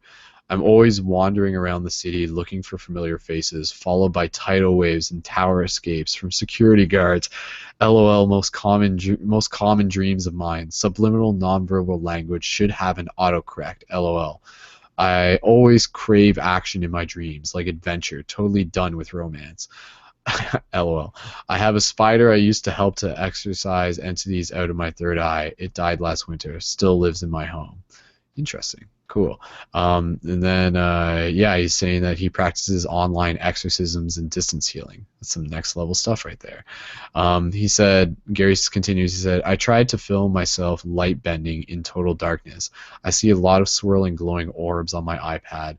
Haven't tried it in a while, but the hallucinations are so vivid sometimes. I hope to manifest it so technology can see these creations. Practice makes perfect. So again, you know, like when we're starting to talk about the dream space, like definitely we are getting into the realms of shamanism. You can think about that. So, you know, the shamans were the ones who walked between worlds, and in the ancient Aboriginal tribes, the shamans like were like the ones who were aware of what the dream space was. And let's look back at the ancient tribal ways of how they recognized the dream space and acknowledge that it was a shared space, and just like the attention that they gave to dreams. You know, back in the day with tribes and everything, if someone had a dream about something specific, they would pay attention to it, because they would also see it as valuable information that could potentially help the entire tribe. And another cool thing, you know, we haven't really talked much about lucid dreaming, or astral projection, I mean, but when we're talking about how animals dream, I love the idea that wolves actually dream, and when they dream, they actually dream of like astral projection techniques where they will float outside of their body to be able to find like where the next hunt is, where the next food is. So rather than just like trying to hike it over a mountain, they'll actually go to sleep, dream, find out where the deer is, and then actually be able to move there accordingly once they're awake. So, I mean, that's just an idea, but I think it's a fascinating idea. And again, it kind of ties in with how we can actually use our dreams as strategical foresight for how we choose to navigate within this reality. So, learning from the wolves in that way. So cool. Okay, guys. I'm just going to open up the mic just for any final comments, and then we'll wrap this up. And there's still plenty more to talk about in future dream classes, and we're just going to finish with a short meditation. Again, I just got to wrap this up, but yeah. G-Ride, if you have I'm just reading your comment, or did you want to say what you wrote? Yeah, I could say something. I just had a question because this is like the first dream discussion that I'm in right now. But I don't know how far what you guys do with dreams exactly. But I'm wondering, do you guys practice completing the dream circuit? That is, I'll explain that. That is, when you have the dream, you write it down, and then you interpret it, and then you see how it applies to you in your waking experience, and then you look for the next dream, which could be an answer or an evolution of the thought you had previously. And so then dreams become more of a tool to advance your learning, that rather than just like, just visuals that are really cool.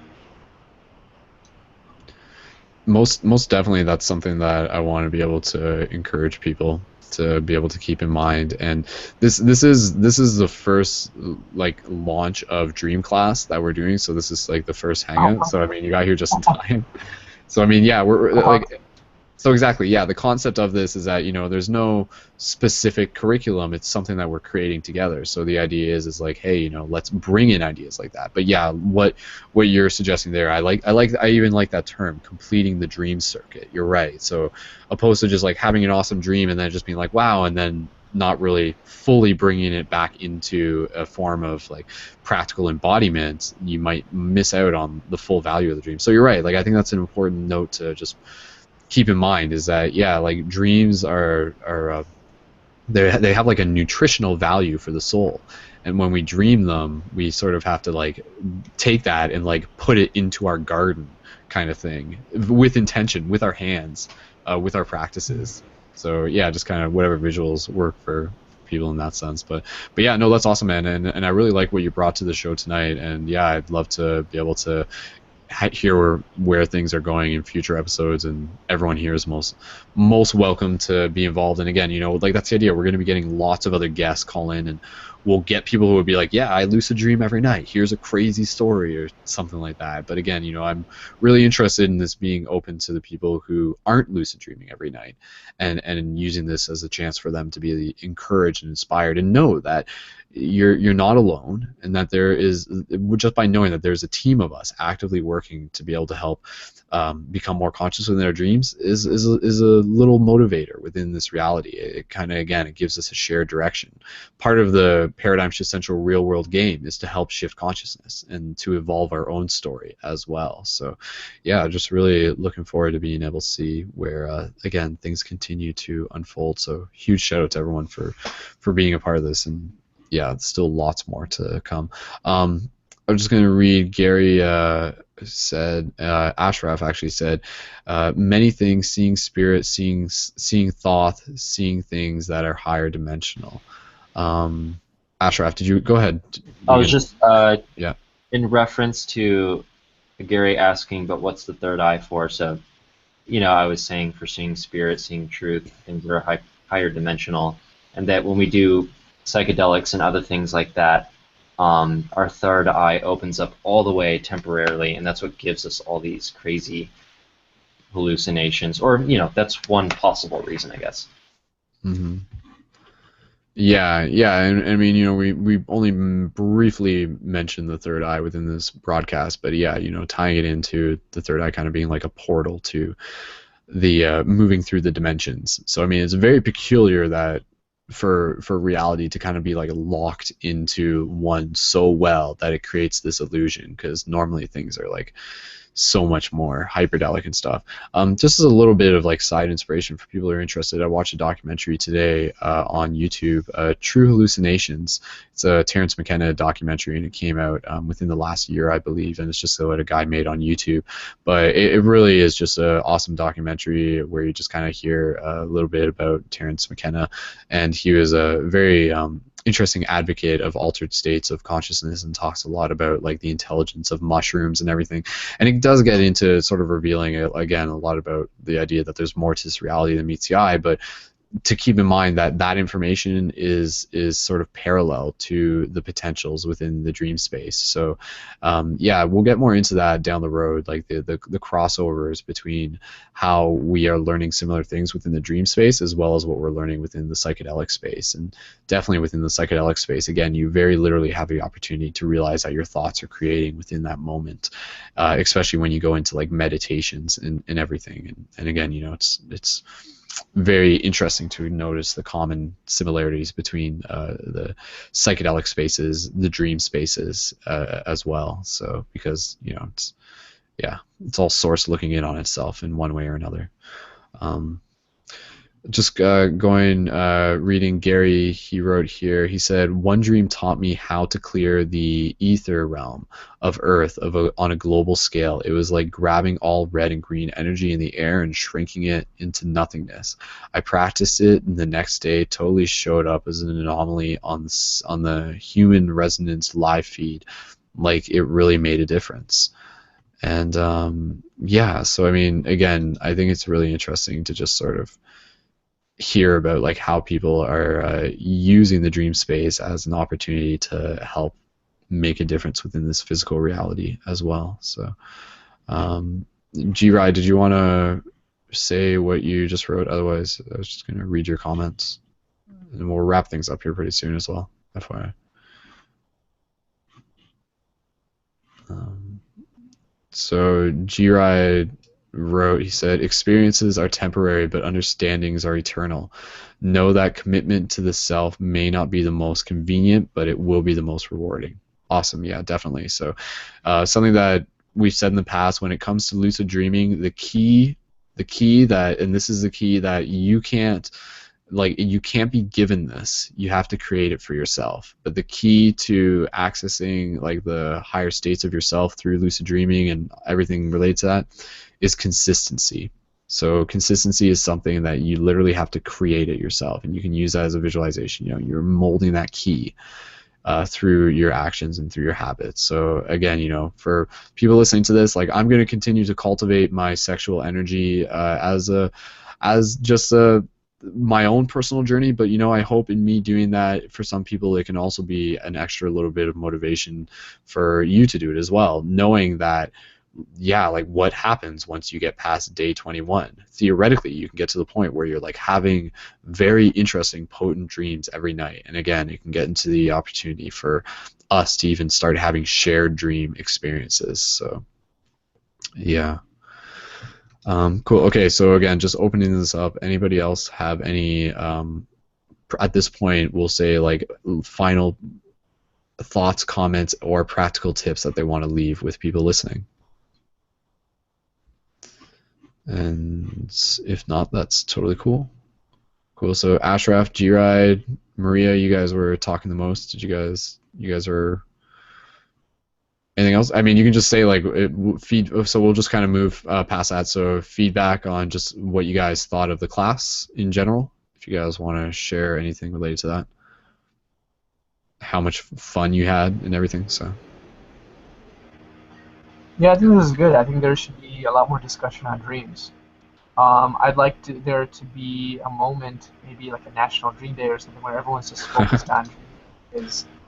I mean, amazing things will happen because we're very intentional beings, and when we put our attention to things that are a lot more liberating than restricting. So, I mean, when you switch your attention from the news to the real news, which is knowing the self, not the distractions that are out there, I think we could just accelerate our evolution that much quicker. Mm-hmm. So that's what I have to say. So I'm really, really grateful for you, Brandon, for creating a space for people to share, you know, their dreams like this for those interested. And yeah, I look forward to participating in more of these. Awesome. Thanks, man. Cool. And Ashraf, did you want to chime in? Even intention for the future or anything? Yeah, I came in late, but what I came for, I guess the past couple hours, I guess it's a pretty good time, was freaking awesome. Like, Um, yeah, this is great. I think it's really important to talk about. And to anyone out there who hasn't dreamed yet, like, don't lose hope. I really wanted to dream for the longest time, and I feel like for me personally, it happens in perfect timing. So like, even if you're trying everything and it's just not working, sometimes um, there's just a particular time in your life where it's becomes relevant to do it, and then it just happens without any effort. So I just want to say, don't lose hope. There's a spiritual aspect to this. Sometimes I feel like I agreed not to dream until I did certain things in my life so as not to distract me from my life, because they can be very distracting. So like, yeah, just to keep that in mind so that people don't lose hope. And there might be spiritual reasons behind why we do or don't dream. And yeah. Yeah, that's a really great point. Definitely something I'd be interested to expand upon in future classes and stuff. But I agree. Acknowledging the idea that, yeah, like your contract that you created for yourself was the idea that, okay, during this part of my life I'm going to study dreaming, and then I'm not going to study dreaming, but I'm going to be really focused on getting shit done in the physical world, and then once I'm like living in a village out in the countryside, then I'll be able to work on dreaming again or something like that, because it can be totally a challenge, for that's half the challenge of this is practicing dreaming within the psychological gymnasium of this modern society of Babylon. But again, like that's part of the hard mode challenge that I think a lot of us are here to embrace, that we chose for ourselves, is to see how much mindfulness can we incorporate, how conscious can we become, how much of a psychological ninja can we be within the psychological gymnasium. So yeah, like the like monks back in the day, they would go up into the mountain and stay there and everything like that. But now I think it's about like us like coming down from the mountain and bringing it into the city. So ask other people about their dreams, tell them about a dream that you had in maybe a nonchalant way, or just start planting seeds and get people, like, you can say, like, encourage someone to write down your dream, share a simple practical tip with them. So yeah, cool. I was gonna say, Maria, did you want to share anything before we head out to the listeners?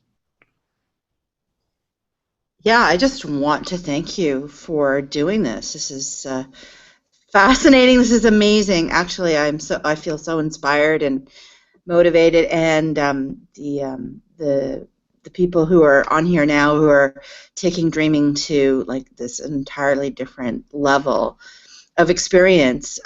It's just blown the lid off of what I thought was possible, and it's very synchronistic that that I came on tonight. I didn't know about your page or this group or anything until like a day or two ago, and my neighbor turned me on to you, and so this is great. I'm just excited to be a part of this. So, my heart is just full. Thank you. That's awesome. Yeah, now that I remember, someone like tagged you in a post. Who tagged you, if you don't mind me asking? Because it was Rita. That's right. Yeah, okay, that's so cool. Well, shout out to Rita as well. She's awesome too, and totally another person who loves talking about dreams and consciousness and stuff. So yeah, no, Maria, it's really, really great to be able to have you guys. And for anybody who's in this broadcast right now, if you guys want to post your Facebook profiles or any other websites into the chat on the side, please feel free to do that now. That helps, and then I'll copy and paste that into the show notes. And again, so for people who are listening to the broadcast, you can connect with the people who are here within this broadcast. And FYI, for the people listening, to give you guys a bit of numbers in terms of paradigm shift and where it's growing to, the live broadcast, depending on what it is, may not have a heck of a lot of viewers. A lot of the listeners will actually come through in the recording as well. But this show in itself will be heard by well over 300 people.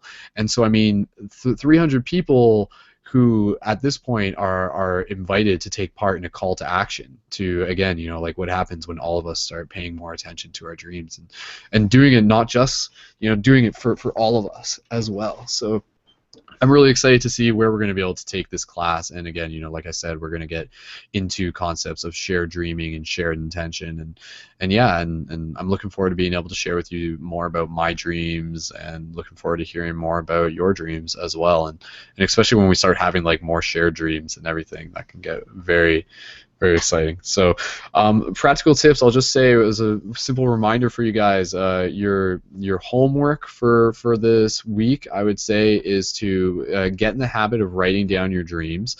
And theoretically, if you feel inspired, write a poem or a short story about your dreams. That was kind of inspired by Maya. She wrote like a little short story, but I think a short poem inspired by a dream could be a very interesting thing. Like that could actually be a when you wake up and after you've like sort of like written down your dream once, you can kind of go back and I would be curious as to how the process of writing a short poem about a dream would actually develop your recall, because it would encourage you to get like creative about your thinking. I'm just thinking if I had to write it, just in reference to what we're talking about, if I were to write a dream about like the talking monkey or something like that, I'd just try to think of like a haiku I would write or something. I'd just be like, monkey, so grateful, me with camera, thoughts and emotions pouring out, or something like that. It's like something along those lines. But anyways, so again, guys, encouraging you guys to develop the simple practices. Be mindful of your diet. Don't eat big meals before going to sleep. Definitely get good sleep. Try waking up early in the morning and then not eating breakfast, and then even taking a nap around a couple hours after you've woken up and done stretching and stuff. We didn't talk about too much in this class, but that's another practical tip.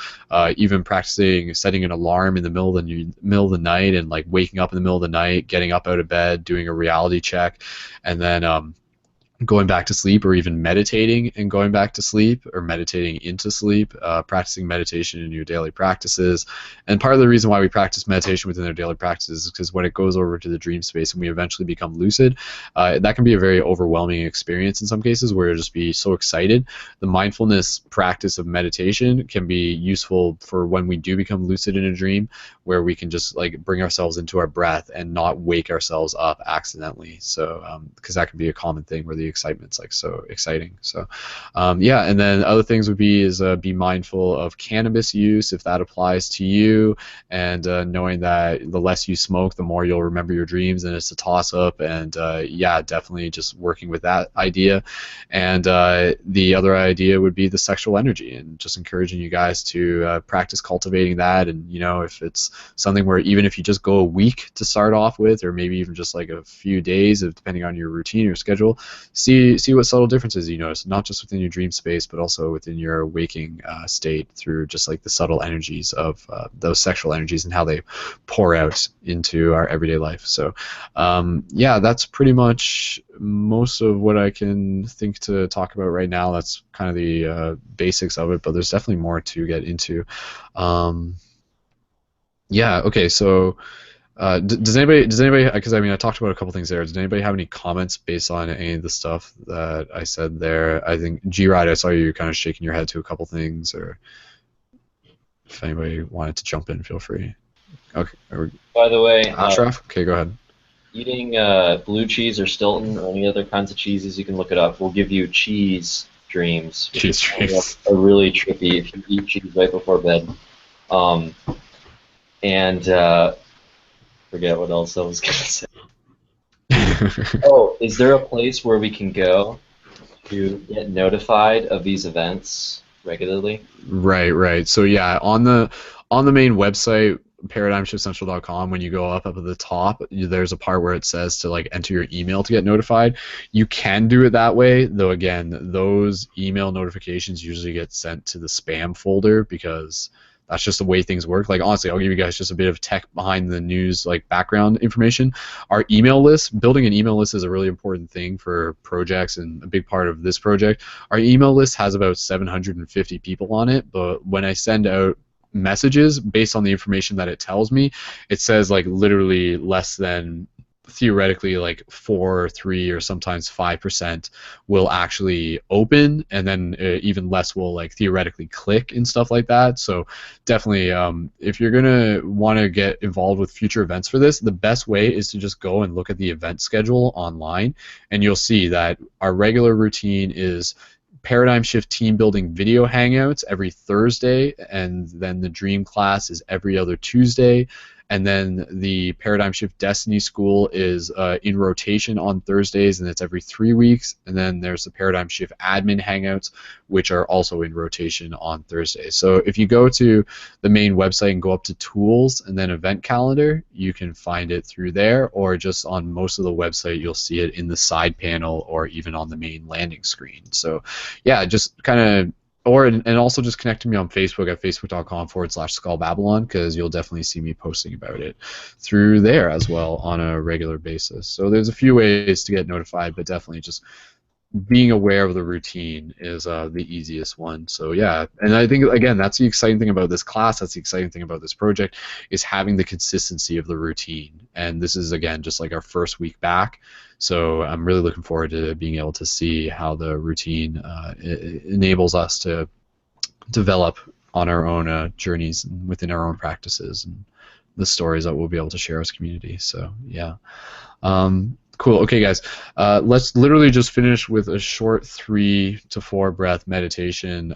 But before we do that, I was just going to say, within this episode on the website, you'll see the image that I have up of the tree in the middle of the field. And so I kind of want you guys, again, I mentioned this earlier, to open up to the idea that let's see if we can meet up within the dream space at the tree in the field. So this is a very simple concept, but I want you to be able to like imagine the tree in whatever way you want to imagine it in. And then within that vision, there's also the idea that the paradigm shift sigil, the symbol, the logo for the project, which is like kind of this as above, so below beacon, like kind of looks like a compass kind of thing, and it's also a portal.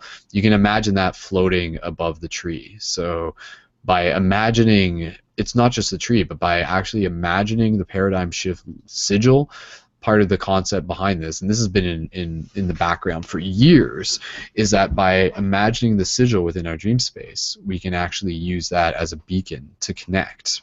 So it's a portal for us to be able to play with and connect through. So if you imagine the sigil, then you can imagine the dream of the tree being there in the field, and then bring this into your meditation. You can even do like a mindfulness meditation of just kind of imagining yourself there within your meditation, and then walking up to the tree and seeing who's there at the tree, and imagine yourself talking to people. And then when you're falling asleep, you can practice visualizing this. So I'll do it, and we'll see, but we'll talk more about it. We'll see what happens, and yeah, we'll talk more about it in future weeks, just in relation to how we can work together at achieving shared dream experiences within the concept of us literally being able to meet up within the shared space of the dream to talk more, to co-create more, to go on adventures more, and to do it consciously, and to actually have recall. Like theoretically, this show is setting up for the point where in the future, on episode, however many from now, that we'll wake up and will literally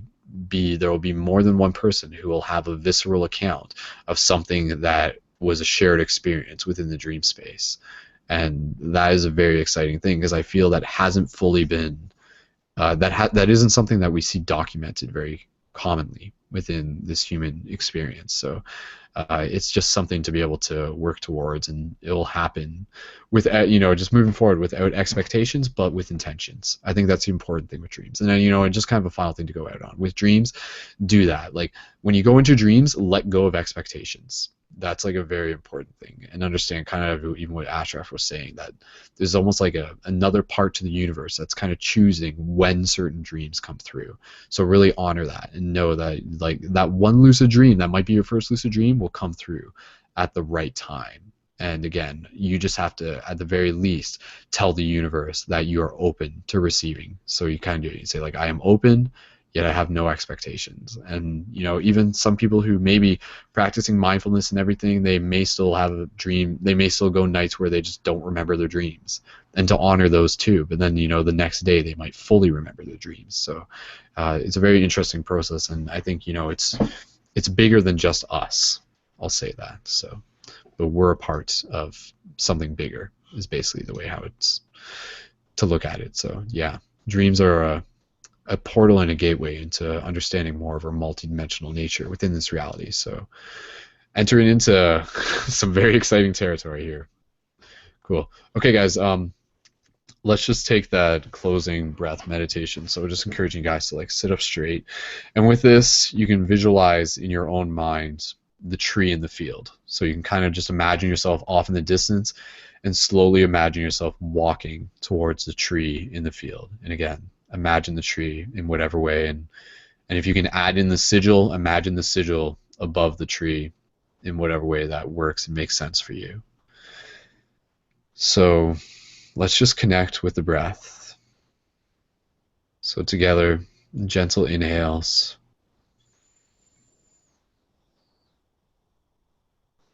And gentle exhales. And we'll do a few breaths here. So continue breathing. Inhales. And exhales.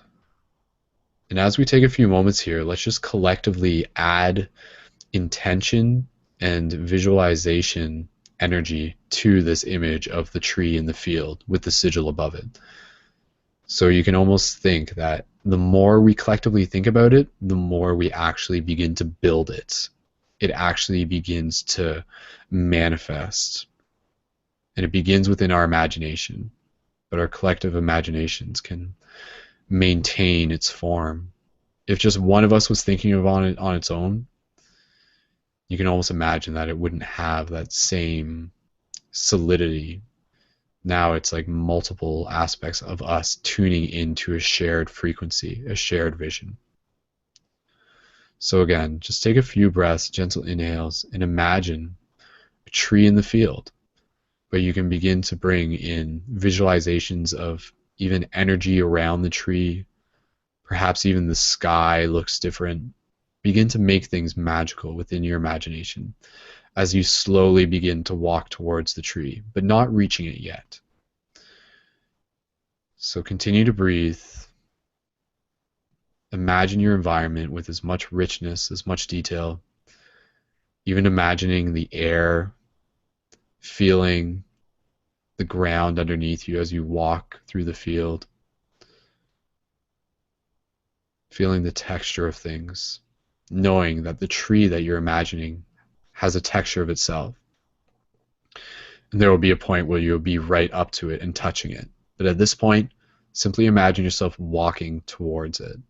You're not at the tree just yet, but we will get there together in this dream or another.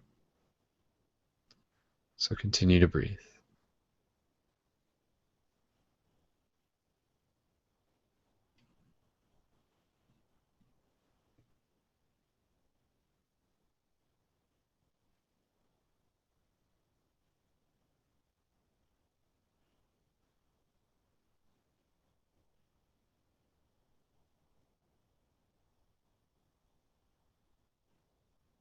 So a few more breaths here.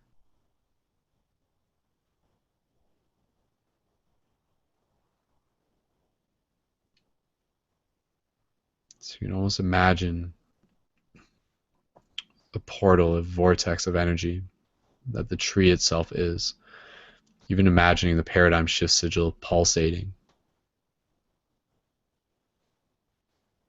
sending out a signal, and both receiving the energy that we are putting into it. A beacon for all the dreamers.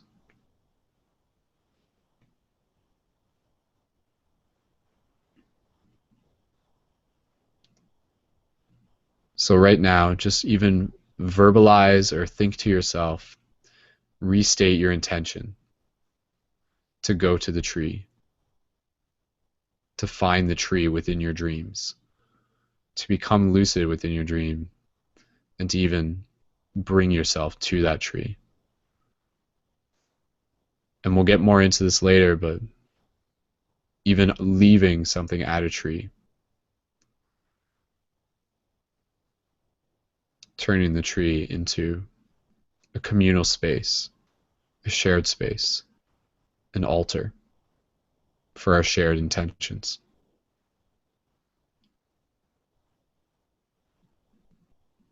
So a few more inhales. exhales, relaxation, calmness, focus, intention. Through meditation, we learn to focus our mind.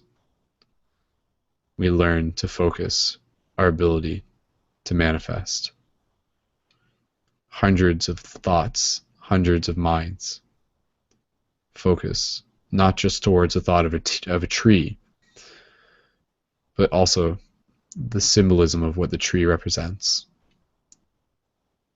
of love, unity, and compassion for all of those within this bigger dream.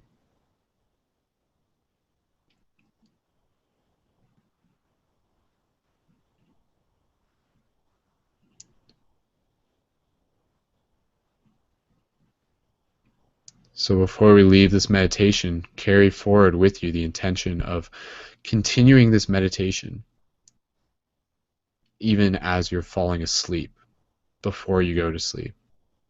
Take a moment to visualize yourself walking to the tree, and maybe you can go right up to it at your own free will later on within your own meditations.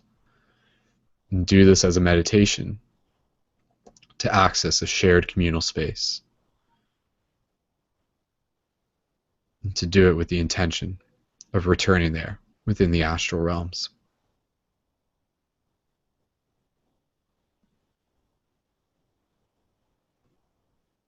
Good.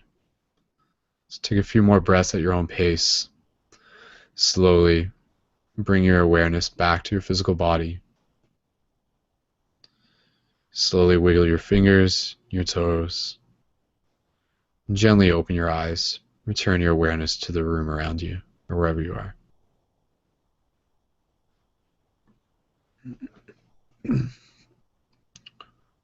Cool.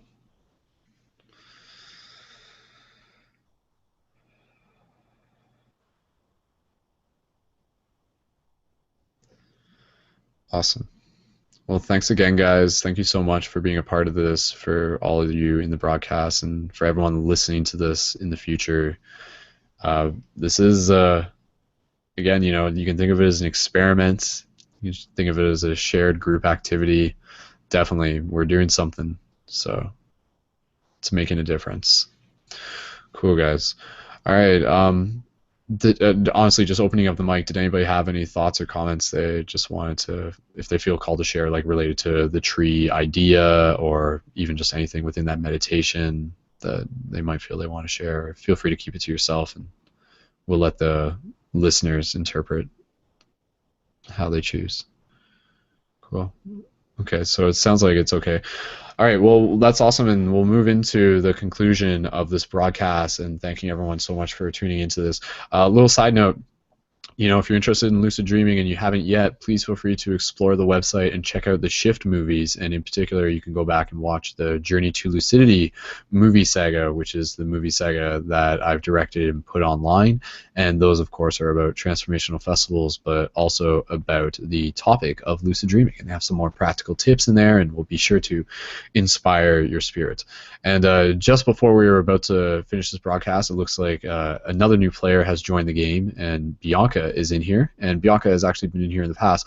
So of course we'll say hello to Bianca. So hi Bianca, you made it just in time. So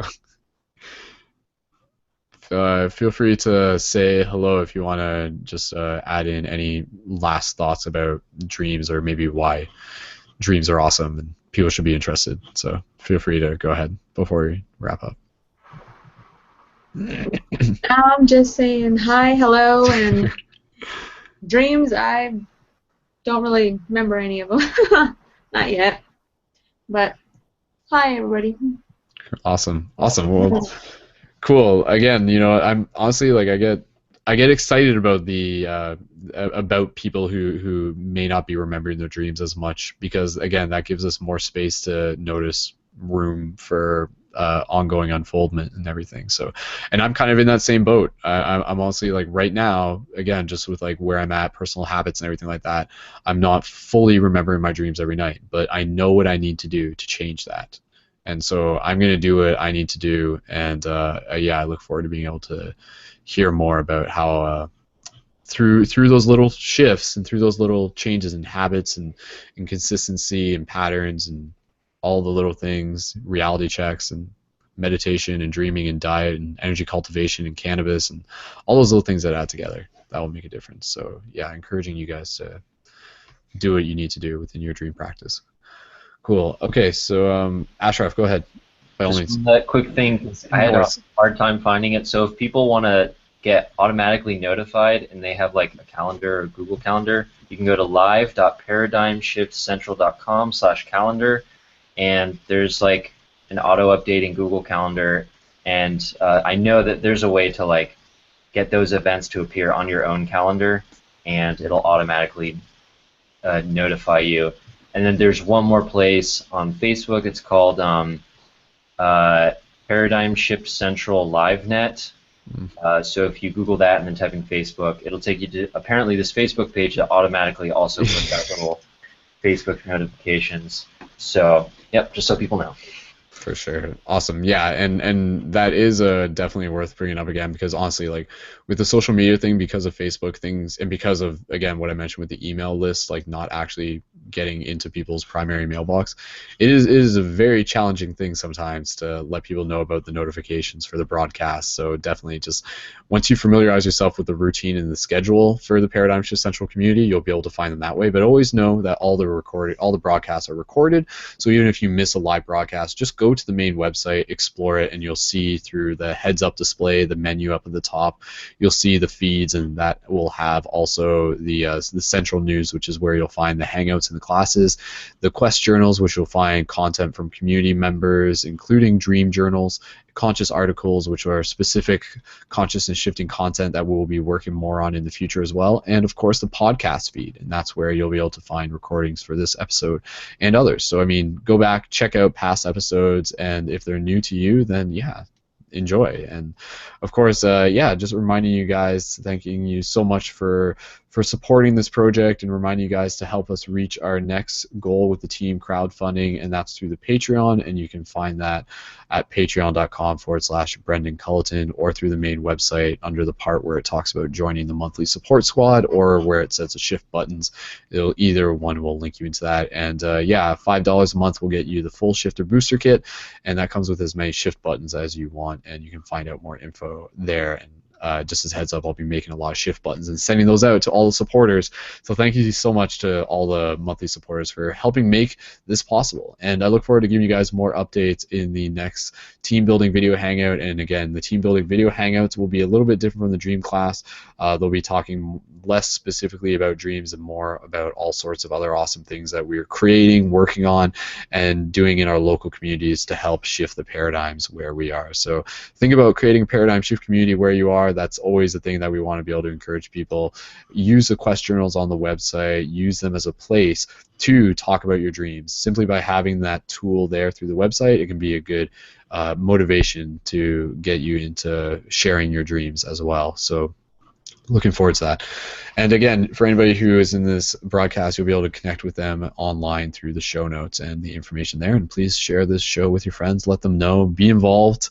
And remember that the shift is us. So with that said, guys, I'll get you in just joining and saying farewell to everyone on the internet, and we'll wrap this broadcast up. So if you guys want to unmute your microphone, you can join me in saying farewell to all the fellow dreamers out there. And we'll see you guys at the tree in the dream space. So until next time, guys, we'll see you guys. See you guys in the future. I know you guys are unmuting. Later. Yeah. Thanks, guys. Awesome. All right, guys, so keep it shifty, and yeah, remember, you're always going to be dreaming. It's just a matter of whether or not you're awake. So we'll see you in the future, guys. All right, one love. Thanks for listening. Peace.